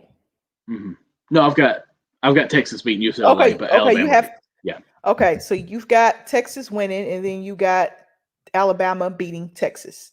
So Yep. Alabama plays. Who they play the next Maryland. round? Maryland. Ooh. Maryland. Okay, they play Maryland the next round. You got Bama beating Maryland. You got Bama in the Elite Eight. I actually think I got Bama beating Michigan. Ooh, that used to be a I'm good telling you. football rivalry. That used to be a great football rivalry. Oh yeah. Let's see here, Michigan, Alabama. There it is. Let me go to the Final Four. My Final Four, I have Iowa. No, I've got Michigan beat them. I'm sorry. Iowa, Michigan, Baylor, and San Diego State. San Diego State killed me. You know, there are no more perfect brackets anymore. There were 15 perfect brackets, but there are no more left. So, Michael, don't feel bad. Now, if you're playing for picks, like, you know, if you pick a team, you get a point. I think that's how ESPN does their bracket. Mhm. You pick the right team, you get a point. That could bode well. I mean, let's look at this real quick. All right, let me see. I'm going to share my screen with you guys and kind of share what this looks like on ESPN. Let's see. Bam. See, this is, look, the leader has 300 points. I have 180. Okay, let's view the leaderboard. Champion. Somebody picked Oklahoma State as their champion. Wow. Oh, wow. All right. West Virginia is Texas is a champion. Michigan, Gonzaga, Colorado is a champion. Oklahoma State. Nobody's picked Baylor on here. One person's picked Baylor so far. 2 people picked Baylor. Here we go. 3. There's a couple Baylors. There's a couple of Baylors. A lot of people. There's a Bama in there. There's a Bama? Yep. Mm-hmm. West Virginia, Oklahoma State. People really love Cade Cunningham. Yeah, man. They do. Look at this. A lot of Gonzagas, a lot of Illinois, which we figured that. I don't think Illinois is going to be that good of a team. I mean, they're a decent team, but I think they've got a couple good matchups in their brackets. Let's look at it, Michael. Let's look at that. Let's do that. Because I know you and I, we sounded like we were the old geezers in the Sunday selection. Every one of them were Illinois. I'm like, do y'all know something? I don't. I've got them losing to Loyola Chicago. Okay. Now that's interesting. I think, but this is my thing with Illinois. Let me share my screen. My thing with Illinois is that it's going to be hard for somebody else to put 2 of the best players on the floor besides Illinois' best players. Dosunmu and Cockburn are the 2 best players on the floor at all times. Period. And you have to compete with that. So how do you compete with that? With Cockburn and Dosunmu. With Ole Miss sister out there praying every second. Okay. All right. So Sister Jean is going to guide you to a victory. Yes, ma'am. And when I'm right on this, I'm going to say us 8% that picked them on this, just give us some like $100,000. But I mean, looking at it in all seriousness, Oklahoma State, I mean, that's their best matchup. Houston, I think that'll be a good game. If West Virginia, I mean, I had the upset there. That's why I had Houston going so far. That'd be a good game between those 2, West Virginia and Houston. So I guess in my head, my upsets had an easier route for Houston, which I thought Illinois would have a tougher time. So, yeah, I don't know. I just guess I looked at that wrong. Heck, there's 64 of them. I'm confused here, I guess, on which one I thought. Who do you think had the easiest road here? Oh my goodness. Okay, let me expand this bracket real quick. Hold on, Michael. Let's expand it. I would Let's look think at it. Michigan, I feel, would probably had the hardest of the four. Baylor, I think, was pretty hard too. Yeah, because you had North Carolina and Wisconsin and Villanova in your bracket. Mm-hmm. That was tough. Ohio State's been knocked out, so that knocks out somebody. If you look at, is that the two? That is the two, ain't it? Ohio State. Yeah. If you look at, do you think Gonzaga's road is easy because you got Kansas and Iowa there? Mm-hmm. Virginia's knocked out, so you can knock them out. Shucks. Baylor's second round matchup out of all the number ones, Baylor has the toughest second round matchup, I believe, with Wisconsin. The second toughest is Michigan and LSU. Yeah, that's what I was going to say. I think LSU would be a good matchup there, but yeah, I agree with you on there. So Baylor has the toughest second round matchup. Gonzaga has an easy matchup. Wisconsin won that game though, right? They're playing Wisconsin. Baylor is, right? Yes, they are. They won that game by 20 plus. Okay. Roy Williams had the longest current first round winning streak, but now they belongs to Bill Self in Kansas. But Illinois is playing Loyola Chicago. I'm not saying Loyola Chicago can't beat Illinois, but they're going to have the two best players on the floor. Illinois are with Dosunmu and Corbello, 6th man of the year in the Big Ten, and also Cockburn. So that's hard to defend. Michigan and LSU. Woo, boy. If Michigan had Isaiah Livers, I would just pencil Michigan in. But Michigan's played 2 games without Isaiah Livers, and they've looked pretty good thus far. So that's still a tough matchup between, but LSU is hot right now. They're playing very well, made it all the way to the SEC championship against Alabama. Not in football, even though I know they're in 2 different sides of the conference, East and West. I know they're both in the West, but I'm just saying when they play in college football, it is a huge thing, a huge thing in the SEC West. It usually determines who goes to the SEC championship, but this is basketball. So I think Gonzaga has the easiest road because they don't have to play Virginia.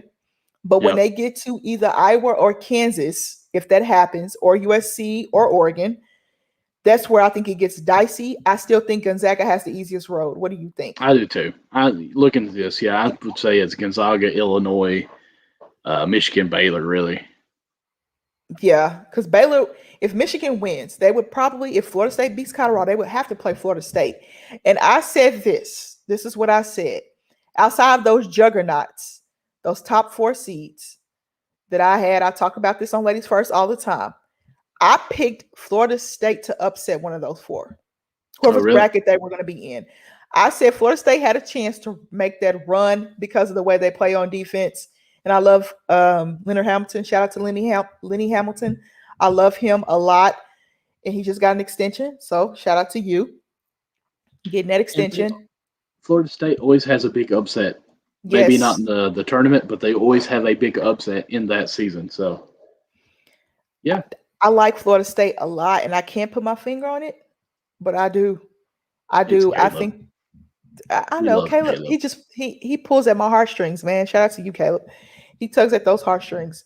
Any last words or final thoughts? Oh, let's pick the winners. Let's do that real quick. All right. Picking winners. Here we go. Share your screen, Amber. Quit being so darn selfish. Selfish.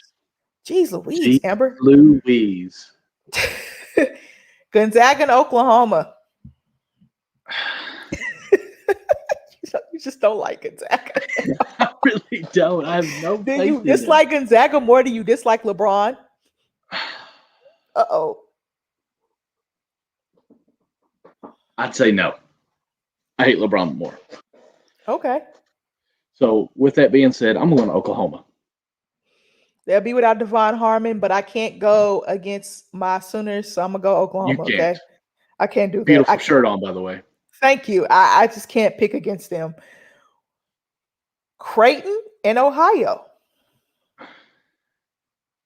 I really thought Creighton would lose in the first round. I did too. Ohio looked pretty good against Virginia. Mm-hmm. I'm going to go Ohio here. I am too. I think a 13 seed moves on to the Sweet 16. I like it. USC and Kansas. I really don't have faith in Kansas. Oh wow. You like Evan Mobley that much? I mean, He's great. I'm, He's a great player. Had double I'm double. probably going to go with Kansas on this, but I just don't trust them. Okay. Again, Go ahead. I could easily be persuaded to USC, so I'm going to listen to you here. I would pick USC, but I think the veterans from Kansas pull it out. Okay, you I talked think, me into staying there. yeah, and I'm gonna pick all Big 12 teams just to be honest with you. But Oh, okay. Biased. I am. I watched a lot of them this year. I'm gonna pick Kansas because of the veteran leadership they have, and I trust Bill Self. Okay, Oregon. Congratulations, Oregon Ducks. You won 1-0 against Iowa. Who do you like? Now, was it really 1-0? Like, did they throw a jump ball? No, they didn't do anything. I just say Okay. 1-0 because they won by Yeah. defect. Oh, I'm going to say this matchup is going to be intriguing because Oregon, one, they have automatically a win, but they have not played. So, one, they're rested. Two, they haven't experienced the atmosphere yet. So, it's still the jitters could be there. okay. I'm going to pick Iowa to win, but I could see Oregon not having a game there that they could come up with an upset. But I'm going to go with Iowa. I'm gonna go Iowa and Luka Garza. We trust. All right. moving on to the South bracket. You just cracked yourself a big time on that one. You know, I'm going to hey, go with Baylor there. I do against think Wisconsin. Wisconsin matches up with them more intriguing than North Carolina, but I'm still going to go with Baylor. Oh, Baylor. I'm going with Baylor too. Sick 'em Bears. All the Villanova way. in North Texas. Ooh. I can't say I know either one of them. I mean, I actually had North Texas beat Purdue because I just don't like Purdue. But Villanova is a tricky team, really. I'm going to go with my underdog on this one. Just go with a gut and go with the North Texas. Okay, I'm gonna tell you this right now that Jeremiah Robinson Earl is the truth. But Villanova's missing their point guard. He tore his ACL. Shout out to you, Colin Gillespie. We're praying for you. I trust Jay Wright. I like the mean green. I do. I love that underdog story. I just cannot pick against Villanova. I won't pick against them. Right. I think it'd be a good game though. I think we're gonna get a good game from North Texas. But I'm gonna go with Villanova because they will have the best player on the floor in Jeremiah Robinson Earl. So I'll go with Villanova there. Texas Tech and Arkansas. Ooh, old Big 8 matchup. I'm going to Arkansas here. Okay. SEC, I've got to go with yeah, I'm going. I'm going Big 12. Yeah. I'm gonna go Texas Tech. I like what Mr. Beard is doing there at Texas Tech. I like McClung. He gets a bucket. He can go get you a bucket when you need it. That's very important. It's gonna be a great game, though. I think it'll be a great game. This will be game, the interesting game to watch. Florida and Oral Roberts. I saw a lot of Oral Roberts jokes, and I couldn't retweet it because it was sexual, but I thought it was. Was it the one that I shared in our chat? Which one? The hoops chat. What'd you say? I shared a tweet and just did the wow face. It was something about whose career was it ending? Oh, Watson. Deshaun Watson. Oh, yeah, I saw that tweet. Oh my goodness. Okay, so we're not going to go there. Yeah, Okay. That's okay. I was like, wow. Hey, listeners and watchers, if you know, you know. That's all we're going to say about it. If you know, you know. So we got Oral Roberts and we have Florida. Who you got?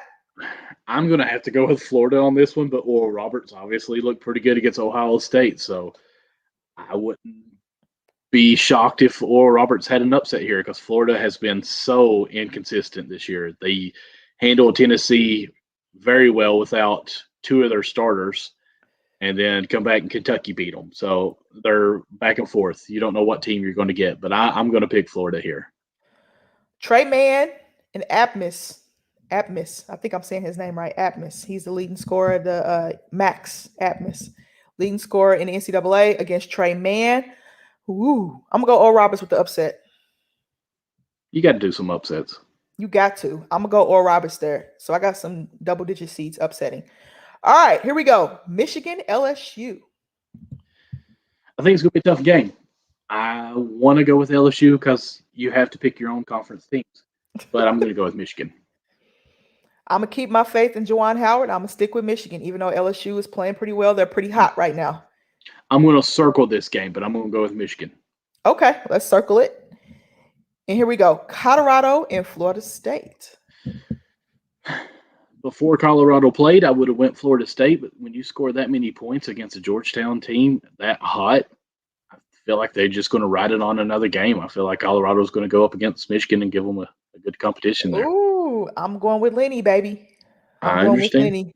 I'm going with Florida State there. BYU, and it might be Abilene Christian. They're up 2 against Texas. So BYU, we can't call that game.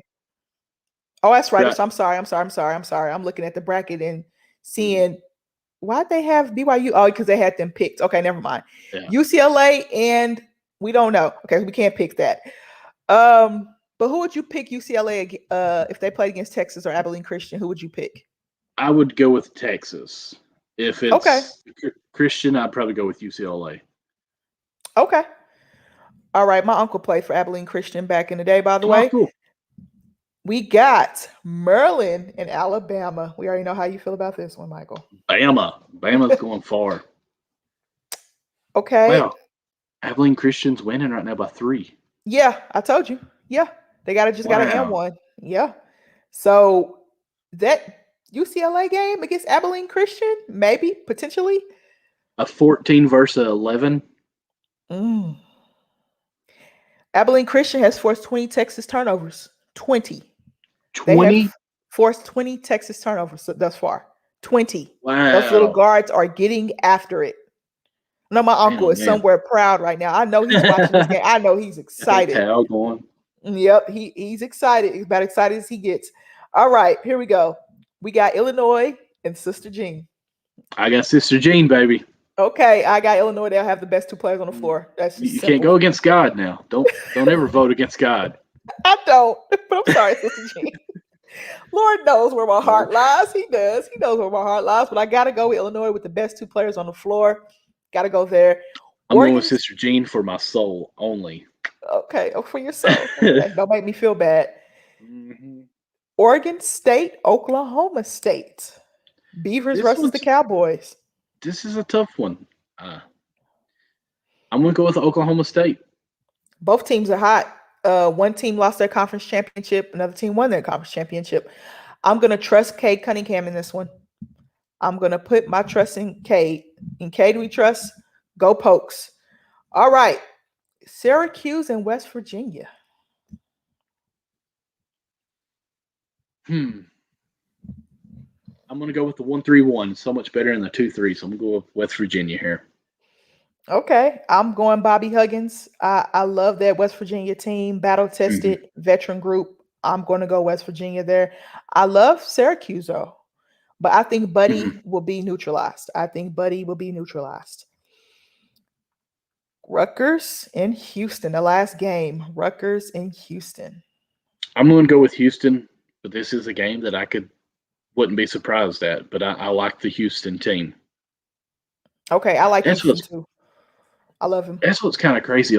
We've already said two different games I think are going to be double-digit player or teams playing against each other. So we're going to have a double-digit Sweet 16 team this year. Yeah, I believe we might have a couple. I think a couple of double-digit teams. I think if it plays out the way it could, I think it could potentially happen because you just never. Well, we already got if Texas loses, automatically there'll be one because BYU I think was the 11th, and Abilene Christian was 13. I think we said a second ago. So no matter what, 14. One of those teams, 14, will be in there. Yeah, no matter what, one team will be in. I think Abilene Christian might pull this one off, and I'm rooting for Big 12 teams, but Abilene Christian, the family roots run in there, so I gotta, represent for the fam. When you turn the ball over 20 times, you don't deserve to win. But to only be down by 3, that speaks pretty good too. This has been a defensive game. It's 50-47. Gonzaga put up 98 against Norfolk State. I mean, But Gonzaga is one of those teams in the country that can score the ball in many different ways. So it made sense. So those are our picks, guys. That's what we're thinking. That's what we're going with. Now, subject to change because the brackets always change. And it's not in our control. We cannot control how these teams play. We wish we could. This is not NBA 2K. We can't control. We don't have my player, all of that. But those are our picks. We're not experts either. We're just picking based off our opinion and what we see on the floor thus far. Abilene Christian looks like it might pull this off. Uh-oh. Bang. Oh, he missed it. This is such a great game, guys. Abilene Christian's up 3 with 1:35 left. I don't know if my TV's behind or not because I'm streaming. No, you're ahead of me. Oh, darn it. I'm sorry, Michael. Well, no. I'm just looking at Bleacher Report. Oh, okay. Yeah. Oh, no. Come on. Yes. Go ahead. Tell me because I'm not watching. Sorry. Oh, okay. Abilene Christian with the rebound with 1:20 left. And they can smell it. Like they can feel it. You know what I mean? It's like they can really feel it. What's the score? 50-47. And there's only a minute left? 1:20. He busted his mouth up real good. Yeah. Abilene Christian has a possession arrow. They both have 7 fouls. Abilene Christian has 3 timeouts. Texas has 2. And Texas's best player just busted his lip, so he's out. Oh, look at all that blood. Oh my goodness. I'm sorry, Michael. You're fine. I hope you're not squeamish. Nope. I'm going to Twitter right now so I can see a picture of it. Yeah. I mean, he got a shoulder to the mouth. Oh, look at his mouth. Oh, I know he was dizzy after that one. Oh my. Yeah, because when you get hit in your chin like that, it rocks you a little bit. I used to box a little bit, so I kind of really. What haven't you done, Michael? I did it all as a kid. My mom was a very busy woman. I was a very expensive kid. Okay, gotcha.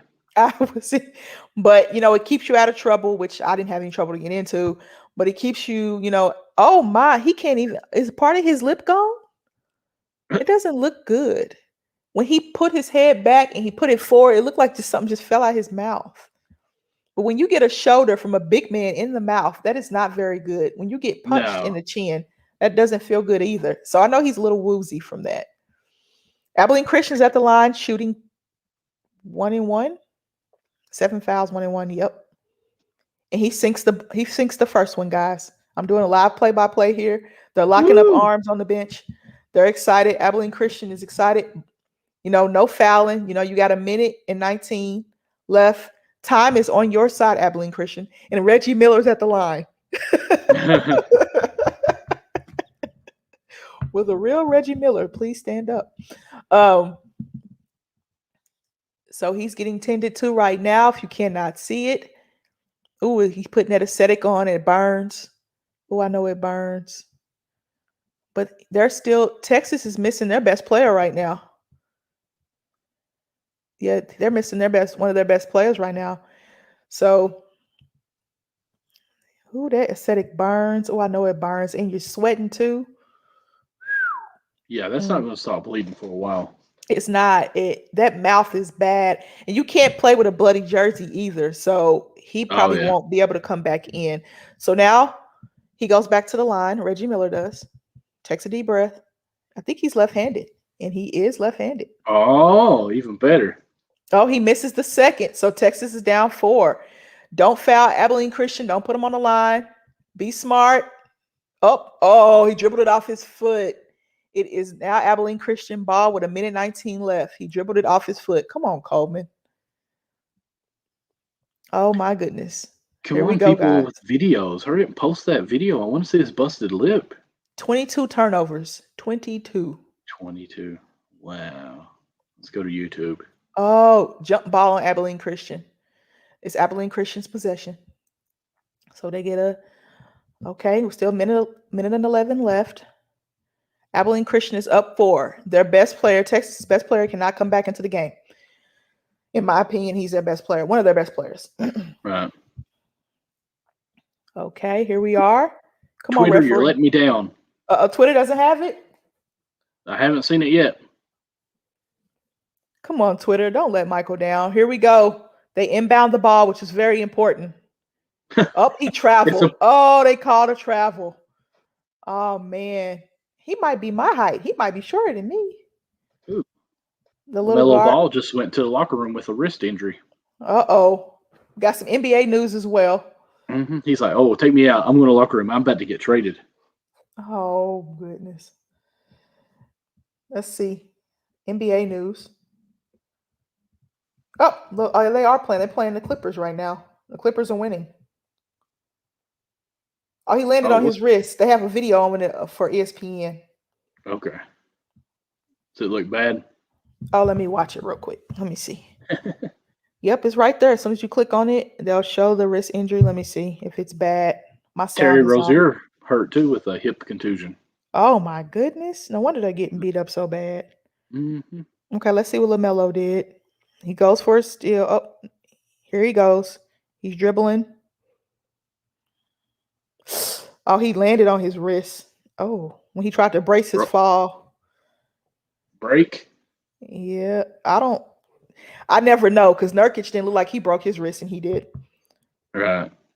But it's hard and it's a shooting hand too. Oh, I said he was getting traded. I meant the other Ball. Lonzo. Yeah. Yeah, it didn't look good, but Trap, get the ball out there. Okay, we're back in action, guys. We're back in action. We're back in action. Oh, he fouled him on a jump shot. Why would you do that? Why would you foul him on the jump shot? My mom's sending me text messages because she's not home tonight. She went out and she got a hotel room and everything. So she's out having a good time. She's got both COVID shots, guys. She's a nurse. So don't. She's not renting a U-Haul anywhere, is she? Oh, no, my mom's too old for that. She better not be. If you know, you know. If you know, that's just how we feel. Texas hits the first free throw. It is now 48-51 with 56.1 seconds left. Here's my thing about the U-Haul. We know how I feel about the U-Haul. That was ridiculous for All-Star Weekend. I mean, these women are going through great lengths to get to men. All you gotta do is DM on Instagram, see what's going on. I guess. My mom sent me a video. I guess. Have you been DMing some people? I don't DM anybody unless it's business. Yeah, I stick to business. Now there's blood on the court, guys. There's blood on the court. I don't slide in the DMs. I've never slid in someone's DMs. That's weird for me. Unless it's like a business, like, hey, could you come on the podcast or making a connection in sports? That's the only time I've slid in DMs. I'm trying to think because I've had Twitter since college. I wasn't sliding DMs in college. That's for darn sure. Let me think. For darn sure. That's for darn sure. Keep it clean on Count the Bucket, but you're free to use whatever kind of language you want to use. I'm a man of the faith. Darn's about as hard as I get. There you go. There you go. It takes a lot to get a cuss word out of me. I'm trying to think if I've ever slid into the DMs. Michael, you've been married for how many years? June will be 12 years now. So you haven't slid in any DMs? No. No, not unless I'm just trying to get someone to be a guest host. Michael is a taken married man. He does not slide in the DMs. I don't slide in anybody's DMs unless it's business oriented. I've never done it. I wonder why. And I've been single for almost 4 years now. Well, for 4 years now, I've been single. I wonder why I don't slide in DMs.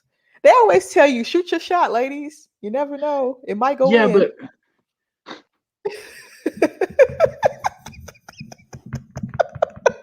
I'm sorry. If I can say that, we can say the Deshaun Watson joke. But hey, we're not gonna do that here. So, guys and gals, if you're actually listening to us right now, what is your line that you go to slide into a DM?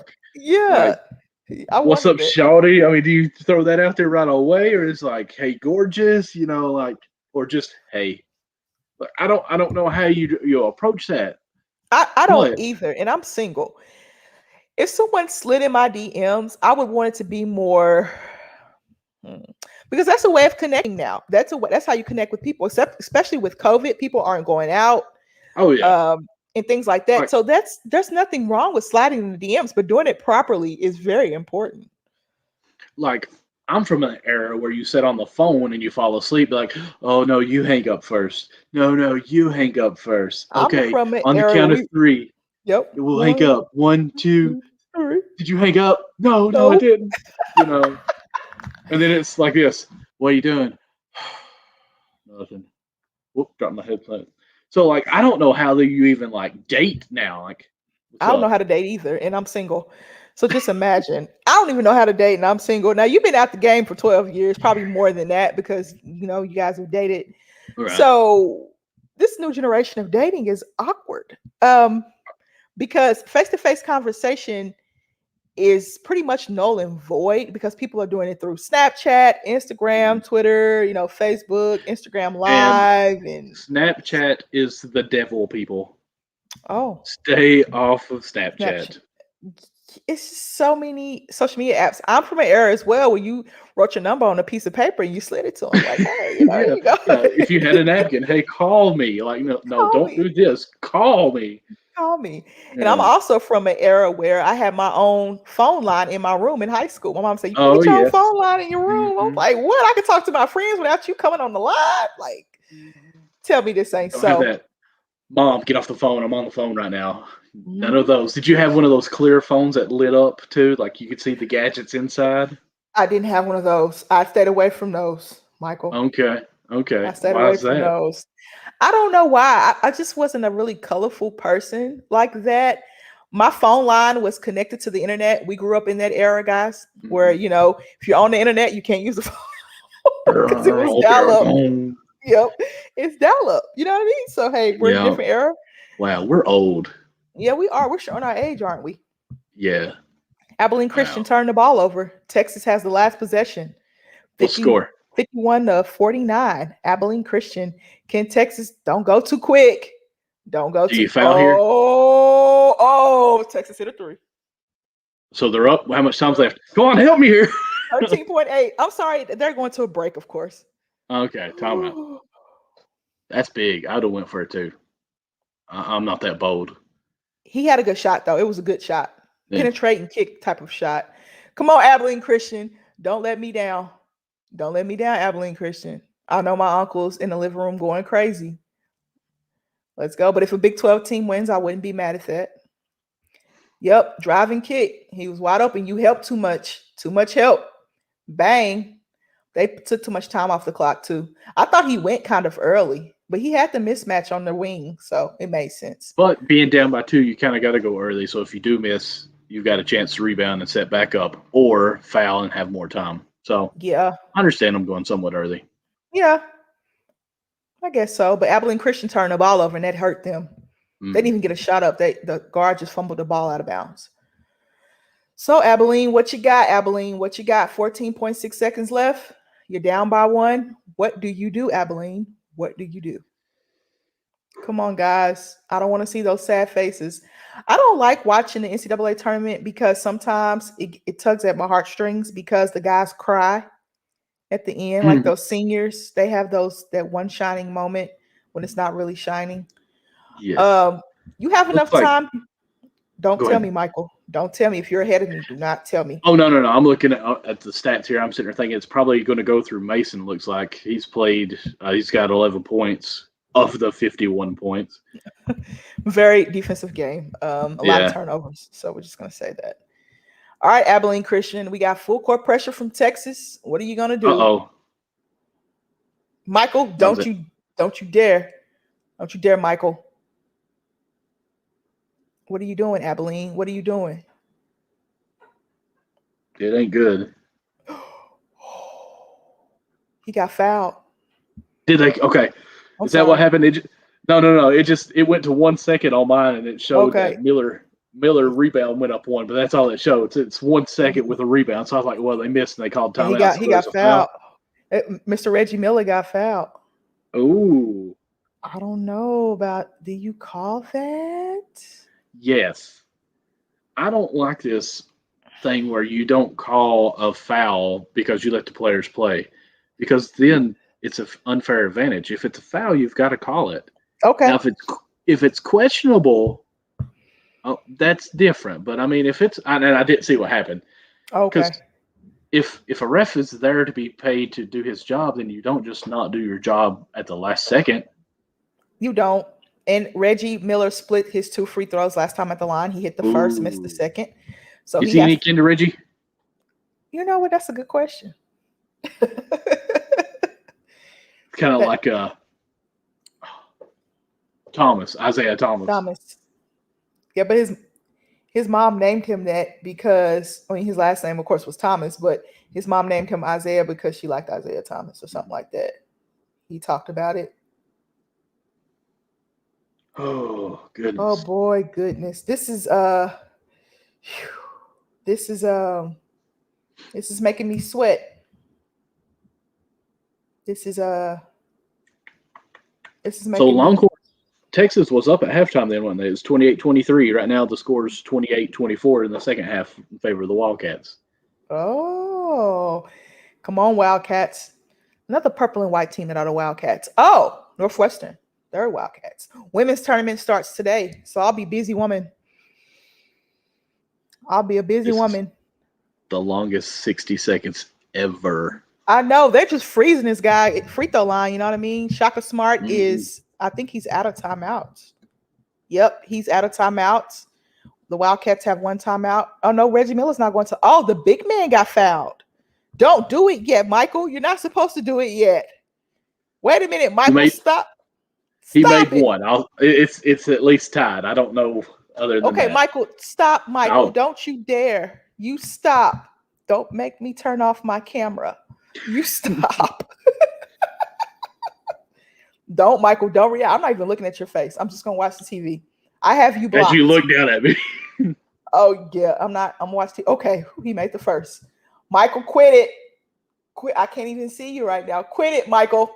Stop. Guys, this is live reaction here on Count the Bucket. And Michael's not being fair because he's ahead of me when he's watching his Bleacher Report app. And he's ahead of me. Don't do it, Michael. Not yet. Oh. Okay. I'm ready now. I saw what happened. What's the matter, Bob? I'm in here, Micah. Oh, my son's waking up from a nap. Michael. That's so sweet. Yeah.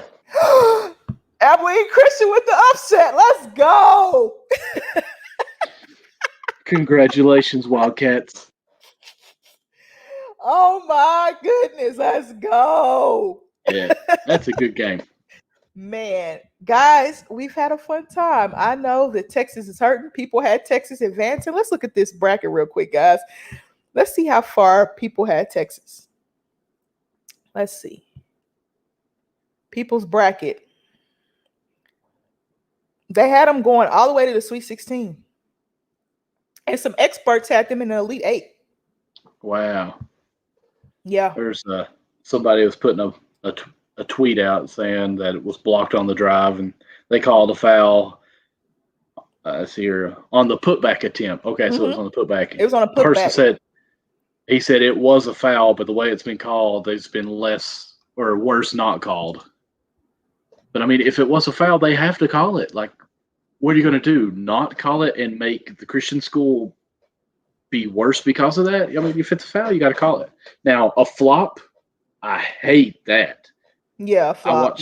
I want to say like 5 years ago, it was Tennessee in a game that it was a great game, and they threw it to Stokes, whatever. I don't even remember Stokes. I do. And he took 2 dribbles backing him down, and the guy flopped down.